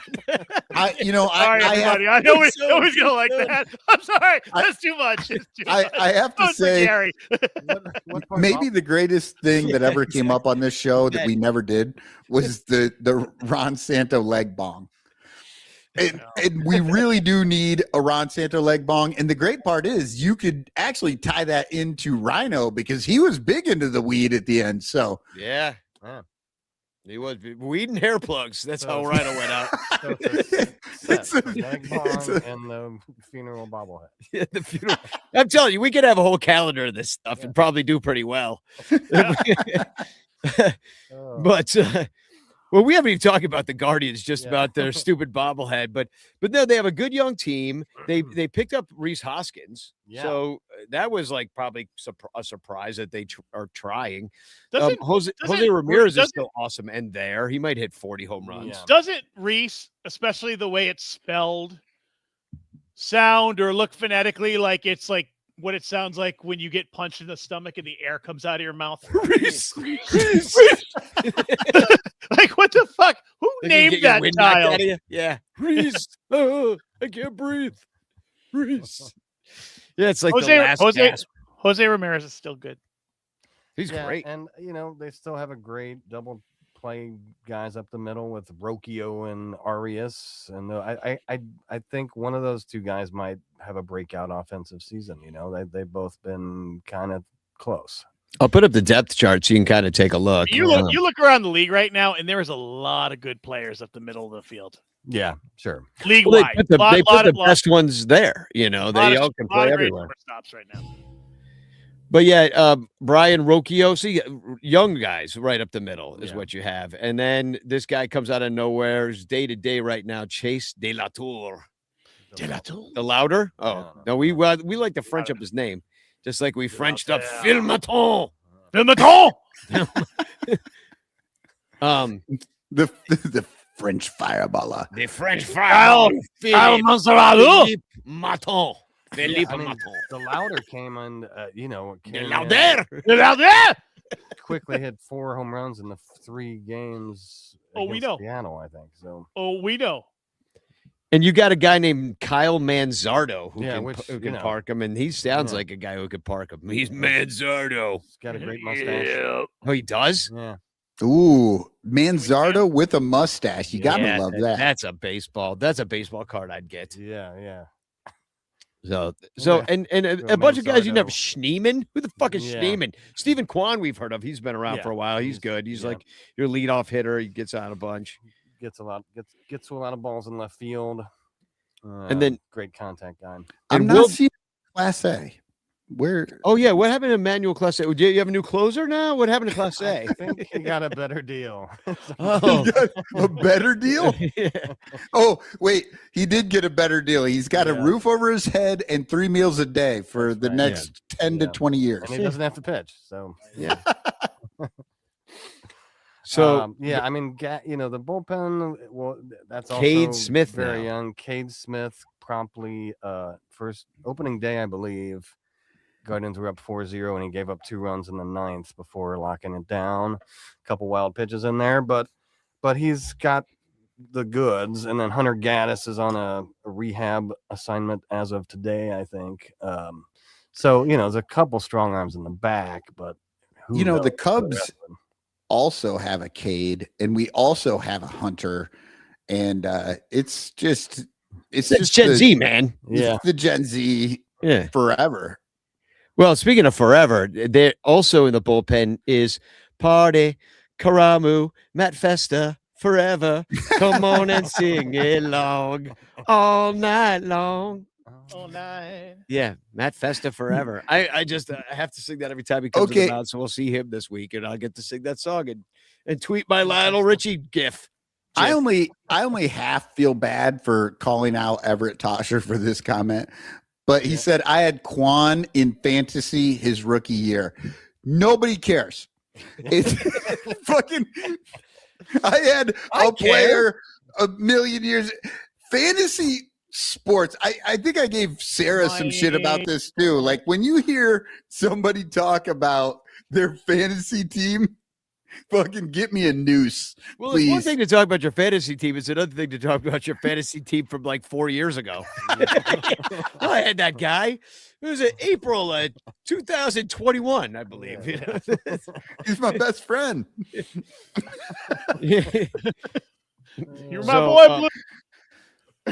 And then what else? Well, let me put this back up. And then we're facing the back of the rotation. So we got Joey. Actually, who do we got first? Yeah, Joey Cantillo. Cantillo. Joey Cantillo. yeah. But he's actually from Hawaii, so we shouldn't be talking like we're from Brooklyn. But he sounds like he's from Brooklyn. But he's a lefty from Honolulu. I don't even know he's from Honolulu, but he's from Hawaii. I didn't know that. And it's also Cleveland's opening day on Friday at their ballpark in Home Cleveland. opener, yes. And who's yeah, that? Yeah, That's Manzardo. You sure you want that card? Yeah. Oh, yeah, no, I do not. I have changed my mind. Gary, you said he had a good mustache. Yeah. What? Look at He that. looks like Miles Michaelis, Yeah, but got hit in the that's- face with a pan. That's not the one I had in mind, I guess. Yeah. Danny, Maybe he it looks looks better like now. bad teenage mustache. He Mhm, looks like yeah. your little fucking stick Maybe figure he guy. like shaved it to start the season or something. Yeah. I don't know. I think I'd be. last fall it was looking pretty fine. Oh well, it looks like shit now. He looks, Yeah. yeah.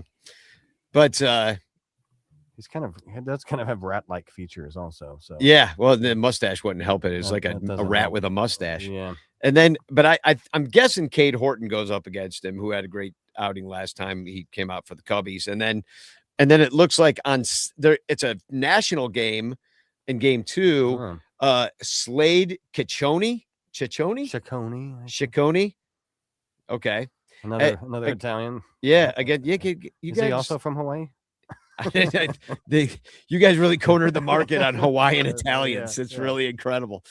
Yeah. But Slade Ciccone, he's kind of a young guy. The people are kind of high on him, a Yeah. prospect, if you will. Yeah, I think he had limited action last year and was very up and down, as I recall. I mean, Well, he gave up 6 against Seattle and lost, and Yeah, couldn't get okay. out of the 5th. So I'm hoping for that personally. okay. And he's going up against Imanaga, and this is like a Mhm. game of the week kind of thing on Fox at 6:15. And then game 3, a day game at 12:40. Tomorrow's game is at 3 o'clock. 3:40? What's that? 3:10. 3:10. This is Central Time. Central times, yes. Okay. 12:40 Central, game 3. And it's probably going to be Edward Cabrera's second start for the Cubs against another lefty. So we're facing a pair of lefties, Parker Messick, also a young pitcher. I never even heard of that guy. Okay, Yeah, so you're a big help there. Yeah, Just no- a scouting report on a no guy you never heard of. Yeah. But no, I'm they're just gonna that guess young. that he's Italian from Tell us Hawaii. about his mustache, Gary. Exactly. Yeah, what about Messick's Yeah, mustache? yeah, Can you yeah. tell us anything about? No, kind he's of got a face- great mustache until we look up Let me his look this picture. guy up, Parker I Messick. don't know. Great dong though. Well, anyway, Great dong, is that what you said? Yeah. I'm looking Oh, him up good. now. Great shower game. Yeah, exactly. It looks like just a regular cat head. Yeah, Yeah, it dude. looks Very. Yeah. He looks very picture what you think a kid named Parker Messick looks like. And it's actually exactly what it And is. then There he that's is. what you got. Yeah. Yeah. that's There he is. really central casting for Parker Messick's, let me tell you. But he's a lefty. And so so that means Nico Horner leading off. And we didn't even talk about this, but Nico gets the extension, 6 more years. Wow. Yeah. So we didn't talk about it. I'm surprised we didn't. I actually had it in the notes. We just skipped right the fuck Well, over it. What's the total on the bill there? For I 6 went- years? 180? When 180. No, 141 141, yeah. for 6 years. But we were talking about this with the PCA, and maybe that's why we forgot because we were texting about it. Oh, we were But- saying if it was 8 years, it would have been 180. That's why we said that. Yeah. Yeah. But like when we were talking about the PCA thing, Danny, I said like think they're going to give PCA the years like they did with Horner and the numbers. And I was wrong. I thought PCA was going to get more than he did. He probably feel didn't like want more than that. He wants one more shot at the apple. Yeah, No, but I mean, I, bite at the No, apple. but he thought No. more per year. He thought like 25 million a year rather than yeah, I thought PCA was going to get 20 million a year easy, but he didn't. Yeah. But the Horner thing, that surprised me, really. I mean, 6 years for what, 22 million a year? That is actually what his free market rate might be.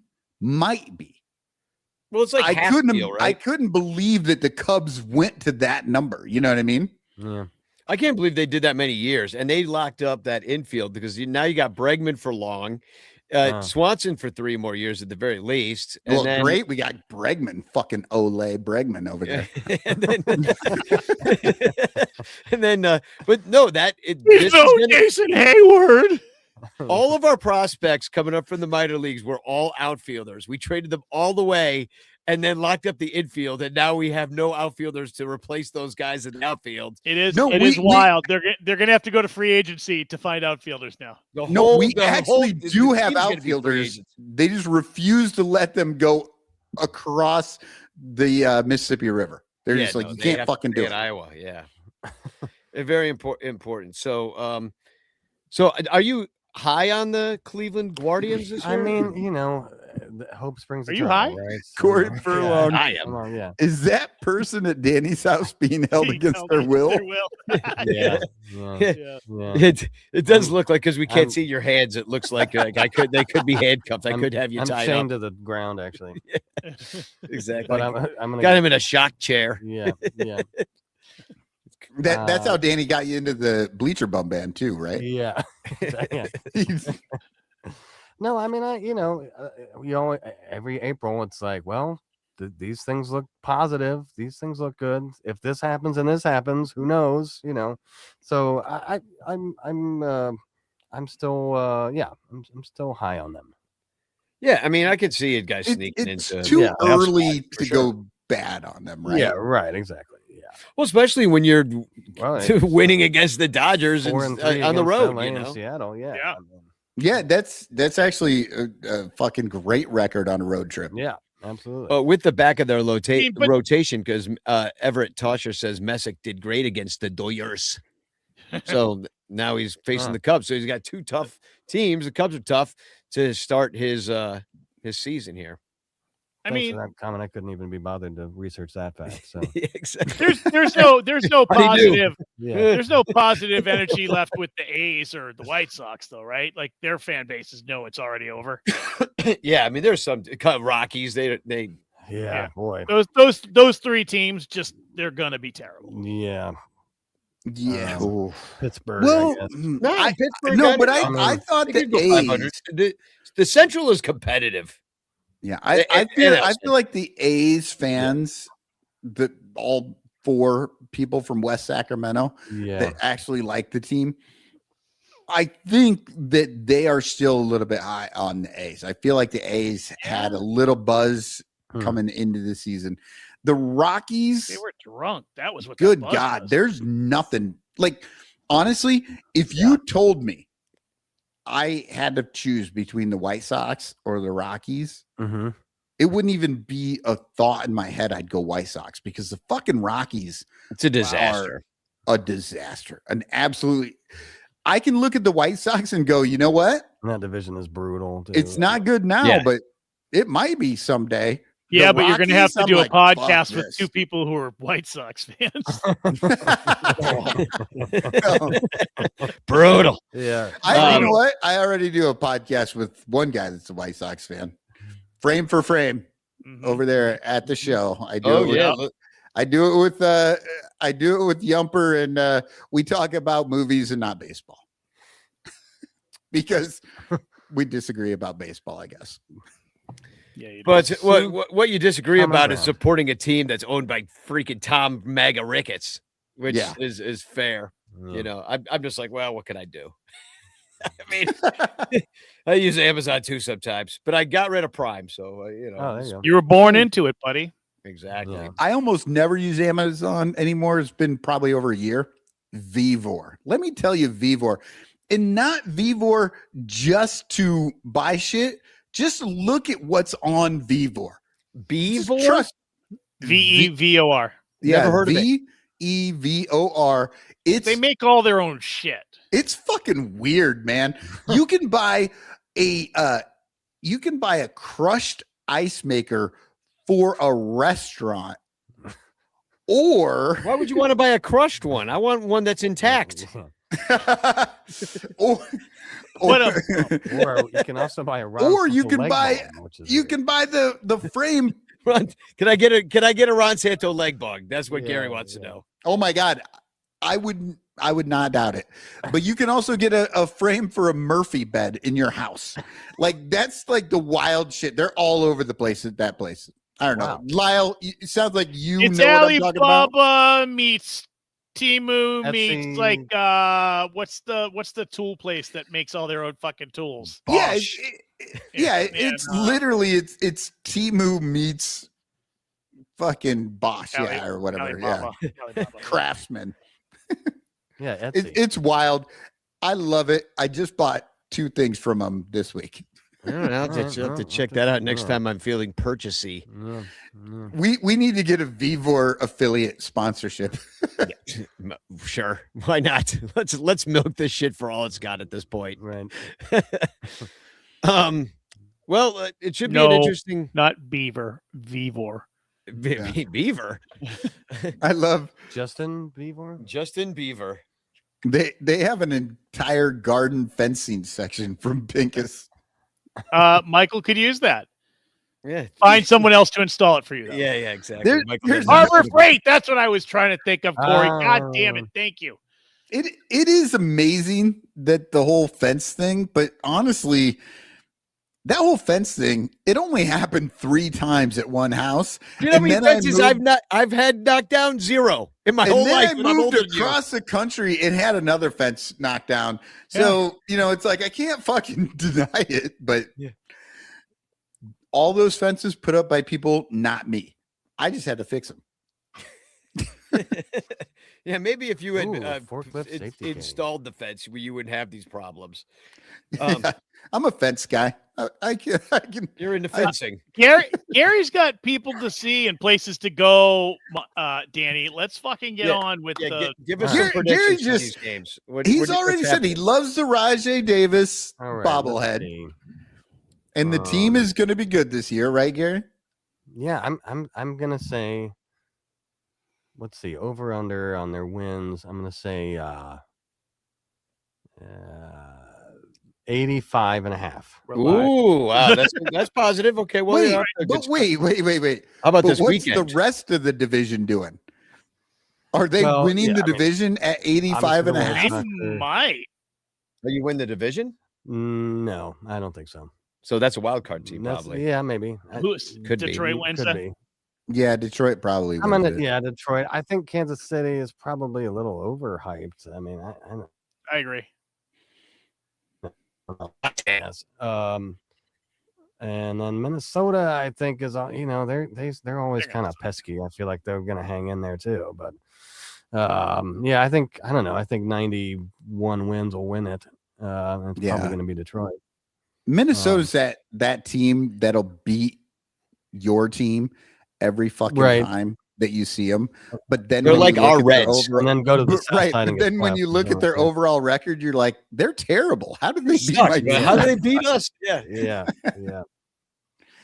exactly. How about this weekend? What do you think happens this weekend? We got a couple lefties thrown at us. Let's see. The back of your rotate. Joey Cantillo from Hawaii. Honolulu. Yeah, Cantillo opening day. I like the Guardians in the game 1.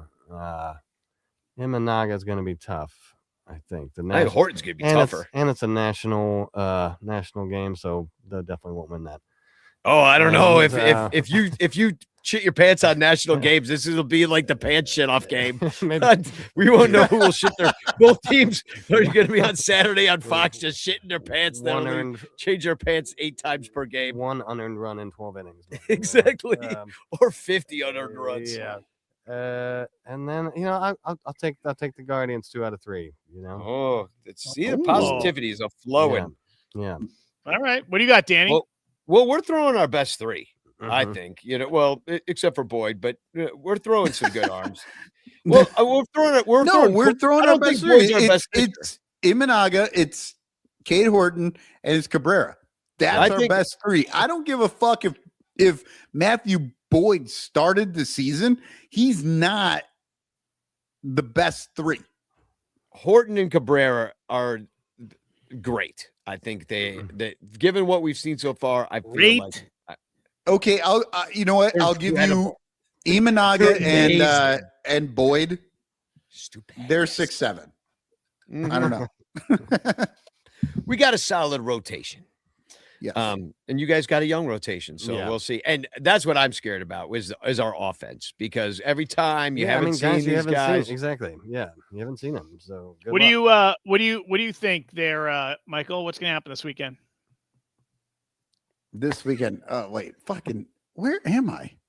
You're on the Sun Ranto show. Call We're the live. Come Your back dog's to in the us. room. Go to the light.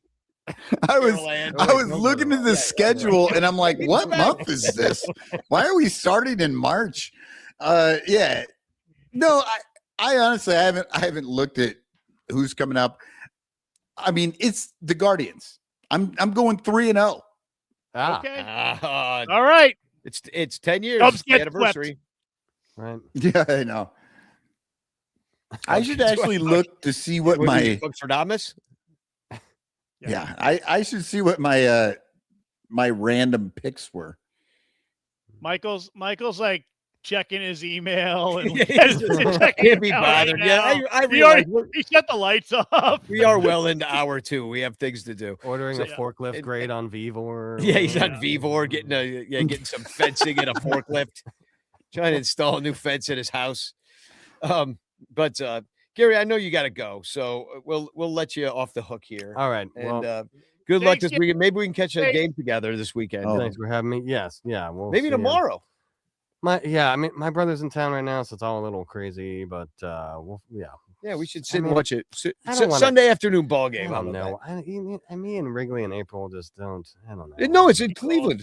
Oh, this game. Yeah, this game. No, No. we'll sit and watch on TV. Yeah, you mean Oh, you mean Jesus. sit in somebody's you did- house and You did watch say it. this weekend. Yeah, Yeah, that would we'll make sit and we'll watch a game. You and your brother, me. We'll go down to the Cardinal. We'll get that old man Yeah. mad at us because I only order Cokes ever. Yeah. And- Yeah.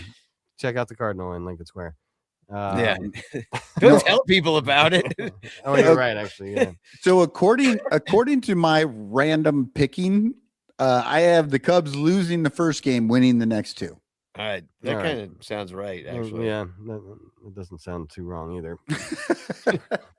Who knows? So, well, go get your We'll have to brother wait and see. and Thanks, guys. we'll Nice to see we'll you see all. you this weekend, Hi, And, Gary. and we'll finish off the show here. all right, take it easy. Bye, Best of Gary. luck. Yeah, and everybody who's watching or listening, Gary doesn't just show up on the show every so often. He's also part of the Bleacher Bunch band or Yeah, Bleacher Bum band. band Yeah. and Bad Teenage Mustache, and he lives across the street now, so that's even better. Yeah. Oh, that's nice. Wait, Danny, did you move across the street from Gary, or did Gary move No, across the I street from you? moved. No, he moved. Nice. He moved, but only because our friend Yeah, died. the circumstances are not as. Yeah, he Yeah. took over our dead friend's place. So, but hey, Well, cheap rent, hey, you know, these things, you know, what are you gonna do? One door closes, a window opens. I guess. I don't know. It's, That's exactly it's a circle of fucking life. You know, what are you gonna do? All right, I'll see you later, Gary. All right, Gary. You do What do not we get? you do not get dead friend content anywhere else like you get it Oh, here. we're one of the our show is a little older than some of the other shows. We started when in our 40s. See, now the guys that start shows, they're all in their 30s and 40s. We're in our 30s. I was literally We in were in my 30s, 30s, right. when we started this fucking show. So were you guys. Yeah. Now we're all in our 50s. We're we've been doing this a long fucking time. Yeah, no, it's been a long time. And now we got all these new podcasts of other guys that are having midlife crises. And then they had started podcasts and we're just still doing it. And I'm like, you guys, you can see our show and you can look into your future. And it ain't pretty. It ain't pretty. It ain't pretty. You won't even care what happens to the Cubs at some point. Yeah. Are we all members of the Dead Dads Club? No. Lyle's still got an alive dad. Yep. Yeah. Oh, and I mean, I'm the founding member. My dad died when I was 4. So, I got you beat. Yeah. So. No, if that is a contest, then sure. I win. Congratulations. You won. My dad died earlier than everyone else's dad. I got Way to to kill the mood, Cotton. Jesus Christ. What else is new? I have to say, God, I thought after Gary's energy being so high and fucking really getting us going, I thought we were on a roll, and then Michael just brings us right down the toilet. that was the equivalent of a 3-run homer. I can bring us further down with this segment. 150 years ago. Well, there's not anything real specific. It was one of those in-between times 150 years ago when like things were building up to something that was gonna happen. Okay. And the telephone had just been invented. So everybody's talking about that. Hey, did you hear about the telephone? No, I didn't. And then they talk about it. No, see, it's going to replace the telegraph. Nothing's ever going to replace the telegraph. Yes, it is. It's called the telephone. It's invented by. No one's going to buy a telephone. It's too expensive. Every time you use a telephone, a a man in a bunny costume will come out of a dark room. So that's going on. And there's like this buildup of tension as the U.S. Army is about to go and face the Sioux. And lose, because that's Custer's last stand. And we all know what happened in the end. But up in this point, the Native Americans won Sitting Bull, beat them, and at the Battle of Little Bighorn. But that was like forming. That didn't happen till June. But there was also something called the April Uprising that happened in Europe that made big news because the Ottoman Empire squashed down the Bulgarians, and everybody was outraged as they slaughtered a bunch of Bulgarians. And then, of course, the Ottoman Empire would then last all the way up until the Cubs could win the World Series and bring it down with World War I. That's when the World Ottoman Empire ended. So that's a long time, from 150 years ago, 1876, all the way to 1918, which is when the Red Sox won the World Series. Over the Chicago Cubs. And then what happened? We sold. Then the rise of fascism Ruth in Nazi Germany to the Yankees, so the owner could put on a production of No Net. We should, what we should do? A production of No Nets. Let's bring that shit back and train our slugger. Anyway, so not the most interesting 150 years ago, but it's weird to think that like we're about to like fight. Like right now, they're fighting Iran, and now they at that time they were fighting on American soil against Native Americans, and it's just the American military just doesn't give a shit as long as they're darker skinned than whoever. It's like let's just go after them. George Carlin has that bit. He's like, if you're brown, we will bomb you. We'll kill your people. Yeah, but you said it was Sitting Bull, right? Like, yeah. And they won. And it's funny, like they won.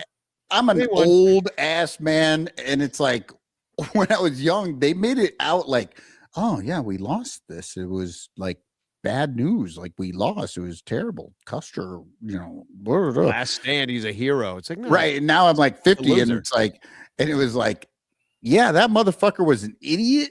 And it was awesome. Drunk. Right. It was awesome. The Sitting Bull won. And the crazy thing is, if you ever go to South Dakota and you see the Mount Rushmore, right? They've got Sitting Bull there that they're halfway Probably not through anymore. They building. took that shit down. Yeah, they're working on building it. They're But here's- changing it a little bit, and it's going to be Trump when it's done now. Yeah, but here's the thing: Yeah. Hitting Trump.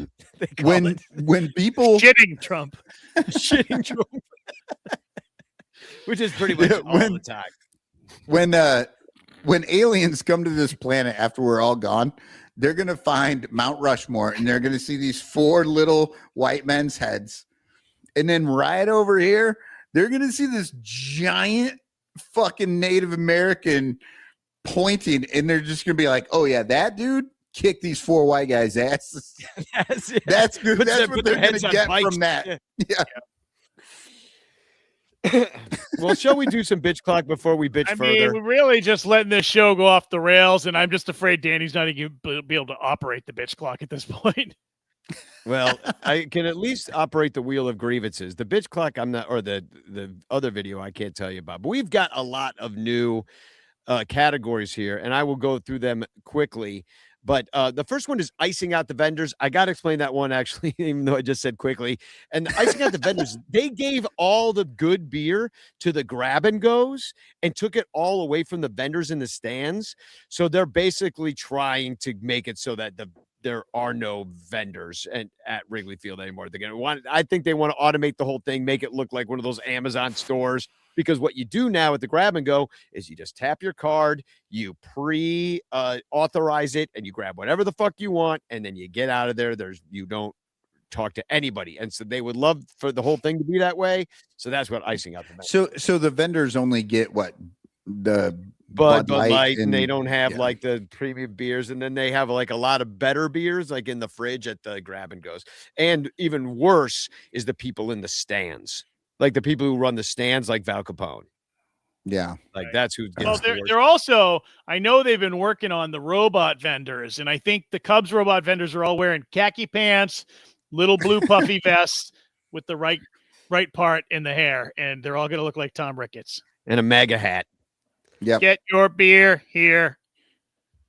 All right, spin that Here. fucking wheel. Well, I got to go through the categories because there are a bunch of new ones. Not every player is hitting over 300. Not every pitcher has a sub 2 ERA. That the team isn't undefeated with a plus 100 run differential. That fans are freaking out already, I think is what the intent is there. Low energy walk-up songs. I agree. Matt Shaw's walk-up song is an abomination. It's like a Jesus thing, and it's so fucking slow. It is like, it just Is it really? Yeah, it's horrible. It's called Lift Me Up or some dumb shit.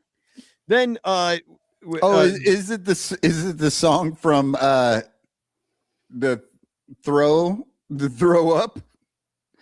Yeah, can you imagine? Like, oh my God, he must watch the show. Throw up my hands to the Lord. No, it's but that has some energy, that song. This one does not. The weather gets cause it's been crazy. It's just been up and down. No Bush jerseys. Like, why don't people like Michael Bush? He got engaged today, by the way. Dansby is dead. That's a bad season coming up, done. Dansby is dead. He's the new Hayward. That the Cubs still lack a home run celebration. Conforto over Shaw at bats. This one comes from Bill Sugas. Philippe Maton. So he just has his own category. Bregman's glove. I hope Michael gets that one, even though we've already kind of done that one. Hap playing well enough to extend. No. Yeah, giant flags in 30-mile-per-hour wind. Right field. Kyle Farnsworth, and then all the rest of them are from before. Going 500 against bad teams. $18 Wrigley Field beers. No free season ticket holder marquee. Seiya on the IL. Can't watch games. Matt Shaw sucks. Craig's 150 pre-printed lineup cards, and Ricketts money going to ice. Let's spin the wheel. Spin that wheel. Yeah. We should have like a crowd. Oh, going 500 against bad Who wants teams. it?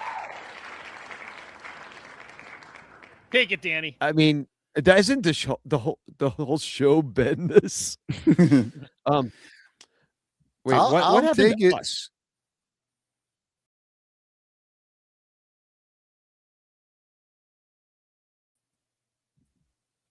All right, what happened? Like we disappeared. I have no idea. Who did Lyle, Lyle's not trying to only fuck can me up, Danny he's not trying to bring things derail up me. on the screen, No, he's trying to. I'm He's taking derailing me. over here. No, he's derailing me so that he can break something, then look like the big hero when he fixes right. it later. that's Right, and that's my fault for No. giving him some sort of fucking No. access. God Yes, damn it's it, Lyle. Oh, like Danny's ever been able to operate the bitch clock. Like this is weird. Well, Like there you're isn't a not- fucking you're not disaster helping him. every time we do Bitch clock. You're not helping him by fucking hitting the buttons. I'm not I my come hands back are and I'm right in- here. All God right, damn it, I Lyle. think we're ready for it though. Now I try Okay. and do a good thing for you. Make me.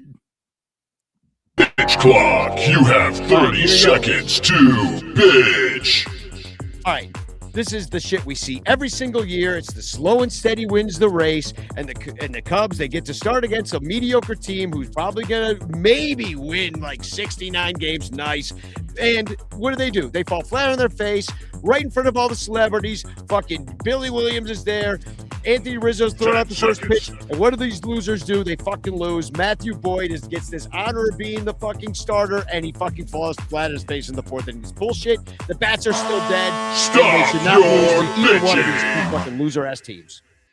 Absolutely. But you know what? You brought up all the celebrities are there.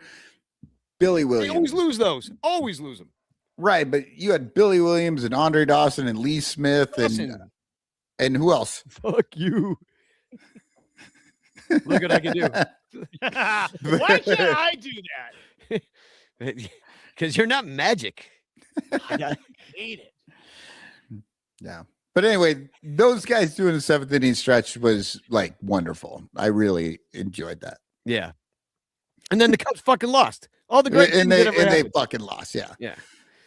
And they've been below 500 and at 500 3 different times this season already. Yeah, but that's what I'm saying. And then they're just going to end up 500. They're like, "Oh, we'll make a move in August." It's like, fuck you guys. You have you Want to know what babies. move they could make? Put Ian Happ at fucking leadoff.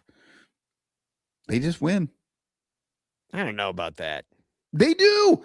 I fucking proved it by showing that shit last year. They were fucking winning like crazy until they pulled Ian Happ from the leadoff spot. You were drunk. You were reading the wrong fucking stats. Let it go. Spin that wheel. It's very possible. Okay, the next No, one. nobody's gonna argue Oh, that. how about this one? Not every pitcher has a sub-2 ERA. Michael, this is like right up your alley. This is up my alley. Oh shit. Okay. I think so as well. All All right. Are you ready? Sure. Oh, wait. Stop bitching. Oh, it's Lyle's fault. Bitch clock. You have 30 seconds to bitch. What the fuck do you mean? Not every pitcher is below 2 ERA. Of course they're not. It's fucking baseball. That is not how the game works, you fucking idiots. Every pitcher goes out there like if you're throwing like 2.8, 10 you're like a seconds. fucking Cy Young candidate. That is how I'm so sick of fucking stat holes making the game not the game. It's all about the numbers. Stop You don't your fucking pay attention to bitching. anything going on. The fucking game is good and pitchers throw over 2. That's just fucking what happens. God damn it. I needed a minute. When weren't- they told me you to weren't stop sure about bitching, I was yourself. like lost. I was on a roll. All right, Lyle, that means you get to just take whatever you go. get now because it's I'm your ready. turn. Are you ready? Yeah. Okay, I'm spending it. We get. Oh, I was hoping this would come up eventually. It's been on the bitch clock for a while. Finally. Craig's 150 pre-printed lineup cards. I had to Are wait for you- the season to start. I'm ready. Okay, I am ready too. I finally figured out how this works. Bitch clock. You have 30 seconds to bitch. Here's the deal. If he had 150 pre-printed cards, You would think maybe in his mind he has some kind of plan.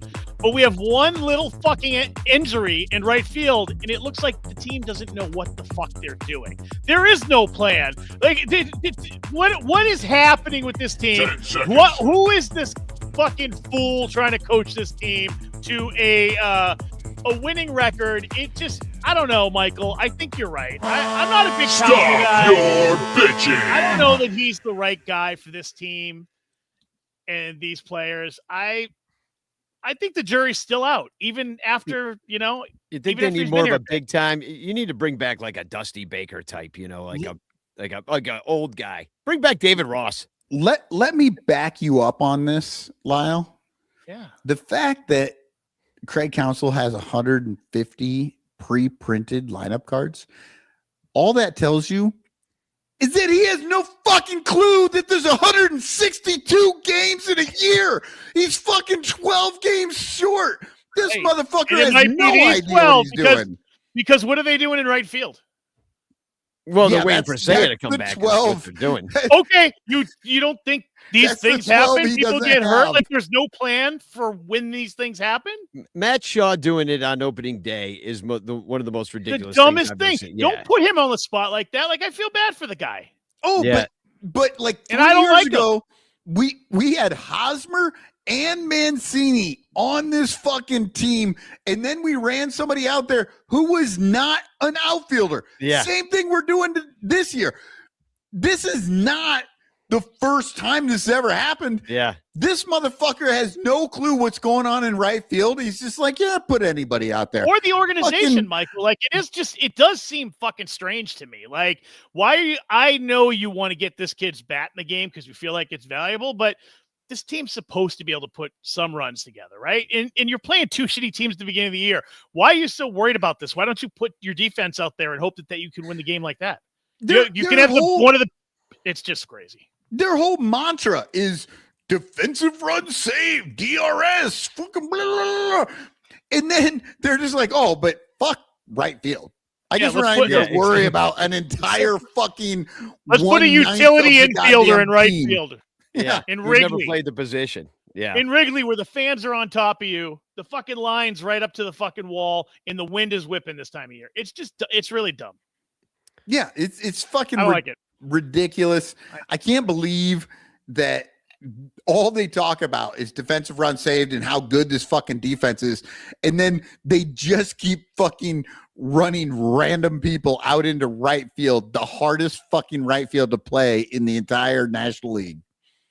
It really is a head scratcher. Like it makes no sense whatsoever. I was pissed when I saw Shaw out there, and then when he's all turning around and shit, and it didn't go bad, but like Well- there was he didn't miss any balls he was supposed to catch. Let's put it that way. I spent a shit ton of time coaching little league teams, and I can see what's going on. These motherfuckers still think it's little league, and they're like, well, yeah, nobody hits the ball to right field. You put the worst fucking player in right field so that he feels like he gets a chance to play, but nobody's ever hitting a ball out there. That's what they think. They're coaching this shit like they're 12 goddamn years old. Yeah, well, yeah, it's possible because Craig just got confused because doesn't he coach his son's team? Well, he's got one son that's like, wasn't he at like a high school game recently? Who was that? No, yeah, they made a big deal because his fucking daughter won state championship. Oh. I don't give a fuck. How about you fucking pay attention to the goddamn team that's trying to win in the National League? And not to mention, the fucking Nationals actually have literal 12-year-olds running their fucking team, and they aren't putting dipshits out there in right field. Yeah, they're just They're beating us. fucking putting teams out there. They can hit home runs, 3 home runs into the 50-mile-per-hour wind. On So- pitches that were not strikes, might I add. Yeah, Hey, fucking hey, shit's out of the zone, and they're still going Yahtzee with them. Hey, you guys in the chat, can somebody reach out to Sarah and find out what the over-under number was again? Did Michael finally go over the fucking season rant? It's already Jesus over, yeah. Christ. So I want to Well, invite you know what? every. Okay. I did tell you guys I wanted to rant about a happy rant about the schedule because I was looking at the schedule, and there are no 2-game series this year. That's fucking awesome. Apparently somebody's paying attention that that's the dumbest shit that they can do to a team. And B, I went through, do you know there are 17 games on the weekend in Wrigley before we have a game that is not starting at 1:20. Are you fucking kidding me? April and May, all 1:20 on the weekend. And by the way, you got way too cold. Like, if you're gonna force them to play in Chicago in fucking March and April, it has to be during the day. How many? Yeah, it was cold the other night. 100%. And how many times have we seen they just play a shit ton of night games all through the spring and all this stuff? But I was looking through, like, there's only like 6, maybe 7 total night games on the weekend. And it's like the Yankees. They never do night games on the weekend. It's usually only they have do like Saturdays a 1 or 2. lot. Yeah. They do Saturdays a lot at night. Not that much. no I mean, it's fucking reason. usually 1:20. It's only for the national ones, like the Yankees. Like they only do it once or twice, and it's pretty rare, or it's because of a double header that happens. Right. You know, I don't know. They've done a lot in the last few years. they for have these, done more than they for have the April beforehand. and May, and that's the trend that we had been seeing. And now they've gone the opposite way. And if you're going to a game on the They weekend, can't you're afford the getting a day game. electricity for them lights. Yep. Well, they ended up having to use them in the cold freaking day games in March anyway, because it's dark anyway by 4 I o'clock. love the idea that the Ricketts in 2025 are like, Shut lights them too damn expensive. lights off. It was so cold. What do you think? You live in a barn? It was well, a bar is where you live in, because Wrigley Field's a giant bar, and nothing could say that it was a huge bar and freezing cold as this woman freaking puking over this railing that I took this picture on opening day. It was. The worst part is there are Isn't that people great? sitting Can't below take that. her. That's I know. Look at the guy like looking at his phone. I'm like, why isn't Dude, he that's filming gross. this? This could go viral. Get that. Yeah, off because my- he's trying to get out of the way of the vomit. Like, look, I'm not going to say that nobody should ever vomit at Wrigley. I mean, You that's never? a given. That's a given. Oh, I've vomited. But if at you're Wrigley. going to vomit, Yeah, me too. fucking pay it. Don't vomit over the rail I into vomit in the other bathroom. people. Turn around and vomit right below yourself. Have some dignity, Exactly, motherfucker. with your head Vomit on a between your legs. Cardinals fan. Make them Yeah. smell better. Absolutely.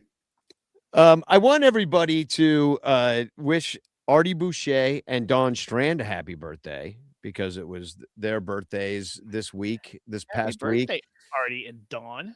And what we got more birthdays coming up. I can't see that. It's Saturday. I just realized. Oh no, Rachel Wazinski, my Thai guy's girlfriend, the one who got hit in that eye with that the ball that black year. eye. Rachel's awesome. Yeah. Sophia Cotton is next Wednesday or Yeah. Thursday. So Yes. John Durgovan, Mike Leonard's coming up. So a lot of birthdays in April, including Lyle's at the end of the month. What? Yep. Yeah. 52. 52 No. card pickup. Yeah. Oh, Dominic God. says nearing 2.5 hours. Awesome. I love it. Shout out to Yumper. I haven't done that in a while. We've been going over 2 hours a number of times. Yeah. So, And I wanted everybody, this play that I'm putting on, the Cuttlefish at Trapdoor Theater, it's actually only an hour 20. So come on. It's an hour shorter than the Sun Ranto show. if you love the Sun Ranto show, but wish it went an hour shorter. It comes Go to and you Cuttlefish. wish it had like weird philosophy music, and it's one of my favorite shows. I love this author, Vikasey, some people call him. Yeah. And he's incredible, and it's a different kind of theater to be experienced. Come on out. Yeah. And see it. I love that Danny's like, if you like weird music and philosophy, What do you go think we do there. here? No, we have that here, Danny. Well, do you know who has the weirdest music and the weirdest philosophy? Oh God, what is that? Why are my eyes Jesus. burning? After the Cubs face the Guardians, I'm gonna put on a cardigan. I'll go to Tampa Bay to watch the Cubs play. Oh no! I have to fart again!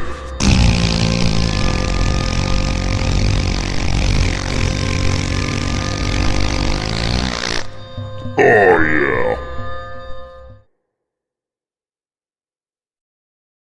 Oh my God. I'm gonna puke. It's fucking. It smells so bad. I can see it. When you can see the fart, you know you're in trouble. He shrunk. He shrunk like 3 feet while he was farting. That, So much gas. It was like they gave him the ABS system. He has He ABS. shrunk. For sure. Yeah, I felt like that helmet was gonna die. IBS. But the crazy thing was the IBS. The crazy thing was his hands were coming in from the outside now. I don't know. The hallucinations are really getting to me. Yeah. All right, give us some TFCs, Yeah, Danny. You had so the many, I TFCs. decided to hold some back. I only have You know one. Wow. Dominic, well, my surround sound almost vibrated off the wall with that fart. So yeah, this was pretty funny. This had Wow, we're to in do. stereo at Dominic's house. This had to do with the Hey sign. there, you with the stars in your eyes. Now all of a sudden you're on American Idol. So this has to do with my No Kings I hated red hats before it was cool sign. And so I tweeted this out and I called it my masterpiece. And somebody named Campbell's Soup said, LMAO, stay out of Wrigley. And then Stay out of was- Wrigley. Some somebody was- massive company who has money in the Ricketts is Well- like, stay out of Wrigley. Campbell Soup says LMAO, stay out of Wrigley. And then somebody came to my defense though against them. And they said Chicago Spartan said, ain't nobody gonna listen to a can of soup, yo. It's fucking true. There's rarely truth on Twitter, but that is absolutely a fact. Ain't nobody gonna listen to a can of soup, yo. So That shout should, out that to should be Chicago that should be a Spartan. t-shirt. I was gonna say that's, Ain't that's one of nobody our gonna listen to a complicated- can of soup, yo. That's a complicated t-shirt. It's better than this. Yeah, this. Ain't nobody gonna listen to a can Oh, of soup. that would be amazing if the Cubs fucking You know? motto was ain't nobody gonna listen to a can of soup, yo. It's a We'll put- bumper put sticker that out that with, covers your entire bumper. It's so long. Can one of you guys hack Cubs.com and just change the fucking tagline, please? God, I wish I knew how to do the stuff like that. Oh my God. You gotta the save fucking that video one, Danny. for the stadium, all of it. Ain't nobody gonna listen to a can of soup show. How about we just start calling everyone that we don't like a can of Can of soup? You can of soup, yo. You fucking can of soup. Ain't nobody gonna Can listen of to a yo. It's a can of soup. Michael, did you have Hawk one? Harrelson had a can of corn, and we've got a can, Yeah, of, can of soup. soup. Yeah, yes, I do have one. I thought Danny I'm said he still- had like 9 of them, so I didn't fucking put them up. Okay, so this one is a story on MLB.com. It is written by Mike Petriello. And he writes, the very first sentence of his story is Ian Happ hit a notably loud home run on opening day in Chicago. Now, all of us know that Ian Happ absolutely did not hit a home run on opening day. Right. And this is not the second sentence. This is just how I edited this shit together. So, don't believe everything you read, but it goes on. So when we say Happ hit a homer, he really did about all he could possibly do. When he took that Ciano Perez fastball, mashing it 8.5 mile per hour off the bat with a launch angle of 32 degrees, he hit an essentially guaranteed dinger. That's not really hyperbole. That combination in past years has led to a home run 97% of the time, just not this time. Yeah, well, 3%, baby. What's gonna? I mean, that's why it exists. We played 3% of the seasons. You got to play the games. You know what? I wouldn't call Michael. I wouldn't call that I wouldn't call that a stat. I would call that physics. That's an ass stat. Yeah. Because let me tell you what a fucking stat is. A stat is an actual fucking thing that happened. And actually, Or that didn't happen. ball Or didn't landed happen. in the middle of fucking left field. It was nowhere near the warning But you can't track. say he hit a homer. He just didn't. It You didn't can't happen. say that. The Nationals hit a homer. These fucking stat holes are out here writing fucking articles for MLB.com, starting with he hit a fucking home run. No, he didn't. And I don't give a shit what the fucking launch angle or the speed If it or was less of a anything launch angle, it fucking, might have gone out. none of it matters. You can't just fucking invent what happened and then act like that fucking happened. you can't. Mike Petriello, you're Wait. wrong. That Wait, what shit does- was an out. It was a fucking weak ass out. Fuck you and your fucking home run. That never happened and it never will. I don't give a shit how long we fucking ever live. That wasn't a home run, and quit acting like it was just because your stupid fucking numbers say it was. Wait, what's that guy's Giving you name again? fireworks. Mike Petriello. No, can of soup, yo. Can of Can soup. of soup, Ain't yo. nobody gonna listen to a can of soup. Fuck Yo. you. Can That's of some soup. Petriello soup right there. Oh, what a jerk. So let's What give away a chance postcard. Hey, last chance. Chance in the There's- chat. It's going to be a winner. Chickeny, chancity, chippity. The chippity chance to the chance chip. Here we go. Oh, somebody's going to win. Who will it be? That's what I say every time I buy a lottery ticket. And somebody's got to It's win. just never gonna be me. Oh, and it's John Oh, Pincus. First, Pincus. Pincus. In there with first Pedro win. Strop. Long-time listener, first-time winner. Yeah, I don't know that John Pincus has won this before, but It's- If but he has, it's been a long time. It's I been a think he while, doesn't. yeah. He doesn't jump in very often. John's not a joiner so much. No, he said he got way more into basketball. He didn't even like the Cubs anymore, hardly. He's like, we'll see what happens with them. He's like, they're just not his main interest as you know. And I could see that happening, come in and go. If we didn't have this show, there would have been a couple of years I might have phoned it in and then maybe rejoined. You know, like, did we really need to have a podcast in 2022? No. Nobody Or 2023. 2020. We But didn't yeah. need podcasts in 2020, and we did more shows in 2020 than in any fucking year. Because we were stuck at home. I Galoro kinda miss says those days. waiting on his postcards. You know how many times and I did the show in 2022? 9 times. So, Binga John's won says 4 he's won times. 4 times. He's no Dominic. 9 times. And also, I wanted to shout out Dominic Galoro because he got the greatest license plate in the history of mankind. And so if you see a dude driving around Iowa with Holy a shit, we're fucking dog famous. license, yeah. He drives a cubby blue Jeep, and he's got Spagog on his license plate, and it's fucking amazing. So shout out to him. Wow. And He also just got this laser printer thing, and he's making like badass coasters with Yeah. like He's Cub making stuff on coasters. it, and the Cubes fan. It's amazing. Yeah, no, he's doing great work, and we got to work with him to like get some of that stuff made to put it out to the masses. Oh, He can even maybe, make like, a little spending money. Maybe if if you you- a chance in the chat, like he could print us like Cubstradamus butt plugs or something. Those would be big sellers around these parts. Yeah. If you were a part of Patreon for this podcast, you would be on Discord and you would already have access to Dominic Galoro's awesome stuff that he's making with CubeSand and Cub stuff. It's great.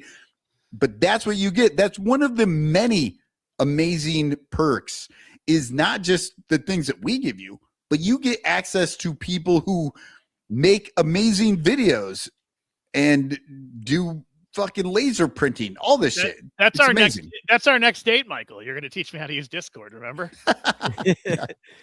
So shout outs to all the ranters, but especially Jorge and his girlfriend Paula, who Jorge brought me to the game the other day. I saw them the other night. We took this picture over on Ball Hawk Corner. What an amazing dude. He most recently called games with Miguel Esparza in Spanish for the Cubs.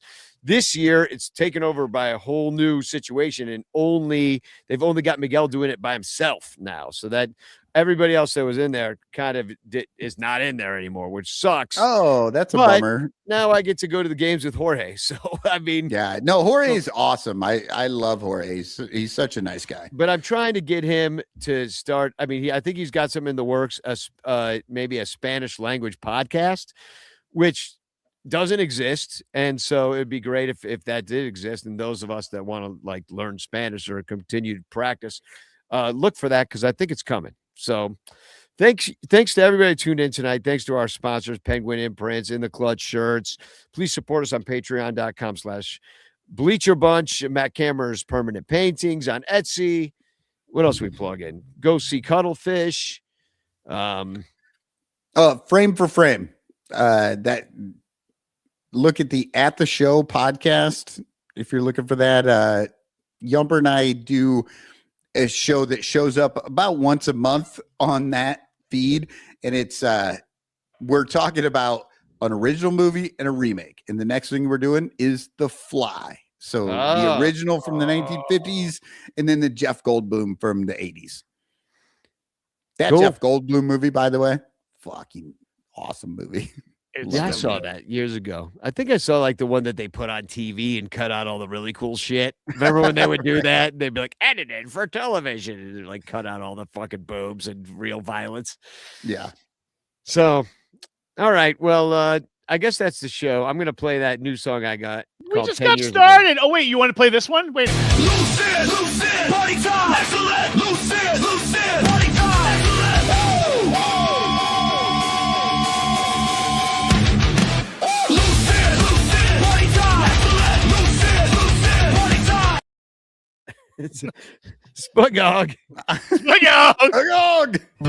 10 years ago, we cried in the stands. 10 years ago, we drank and we danced. We listened to games at our grandfathers' graves. I wanna go back to 10 years ago, back to 10 years ago, back to 10 years ago. We chalked up the walls 10 years ago. We conquered the fall with songs in our throats. We slaughtered the goat. I wanna go back to 10 years ago, back to 10 years ago, back to 10 years ago. Build me a time machine, a time machine. I wanna go back to 10 years ago, back to 10 years ago, back to 10 years ago.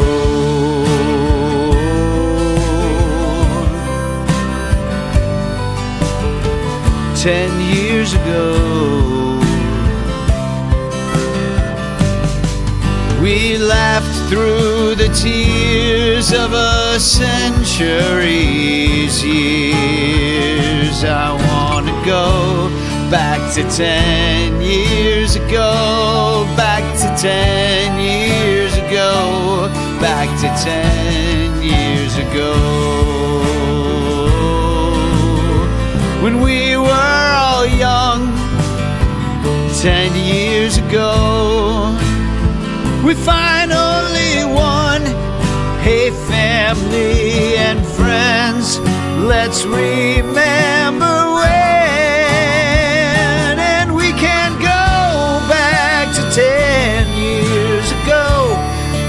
to 10 years ago, back to 10 years ago.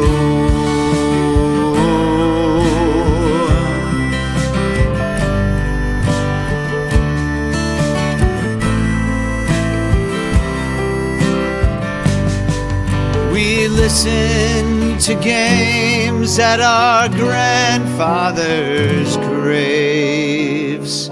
I wanna go back to 10 years ago.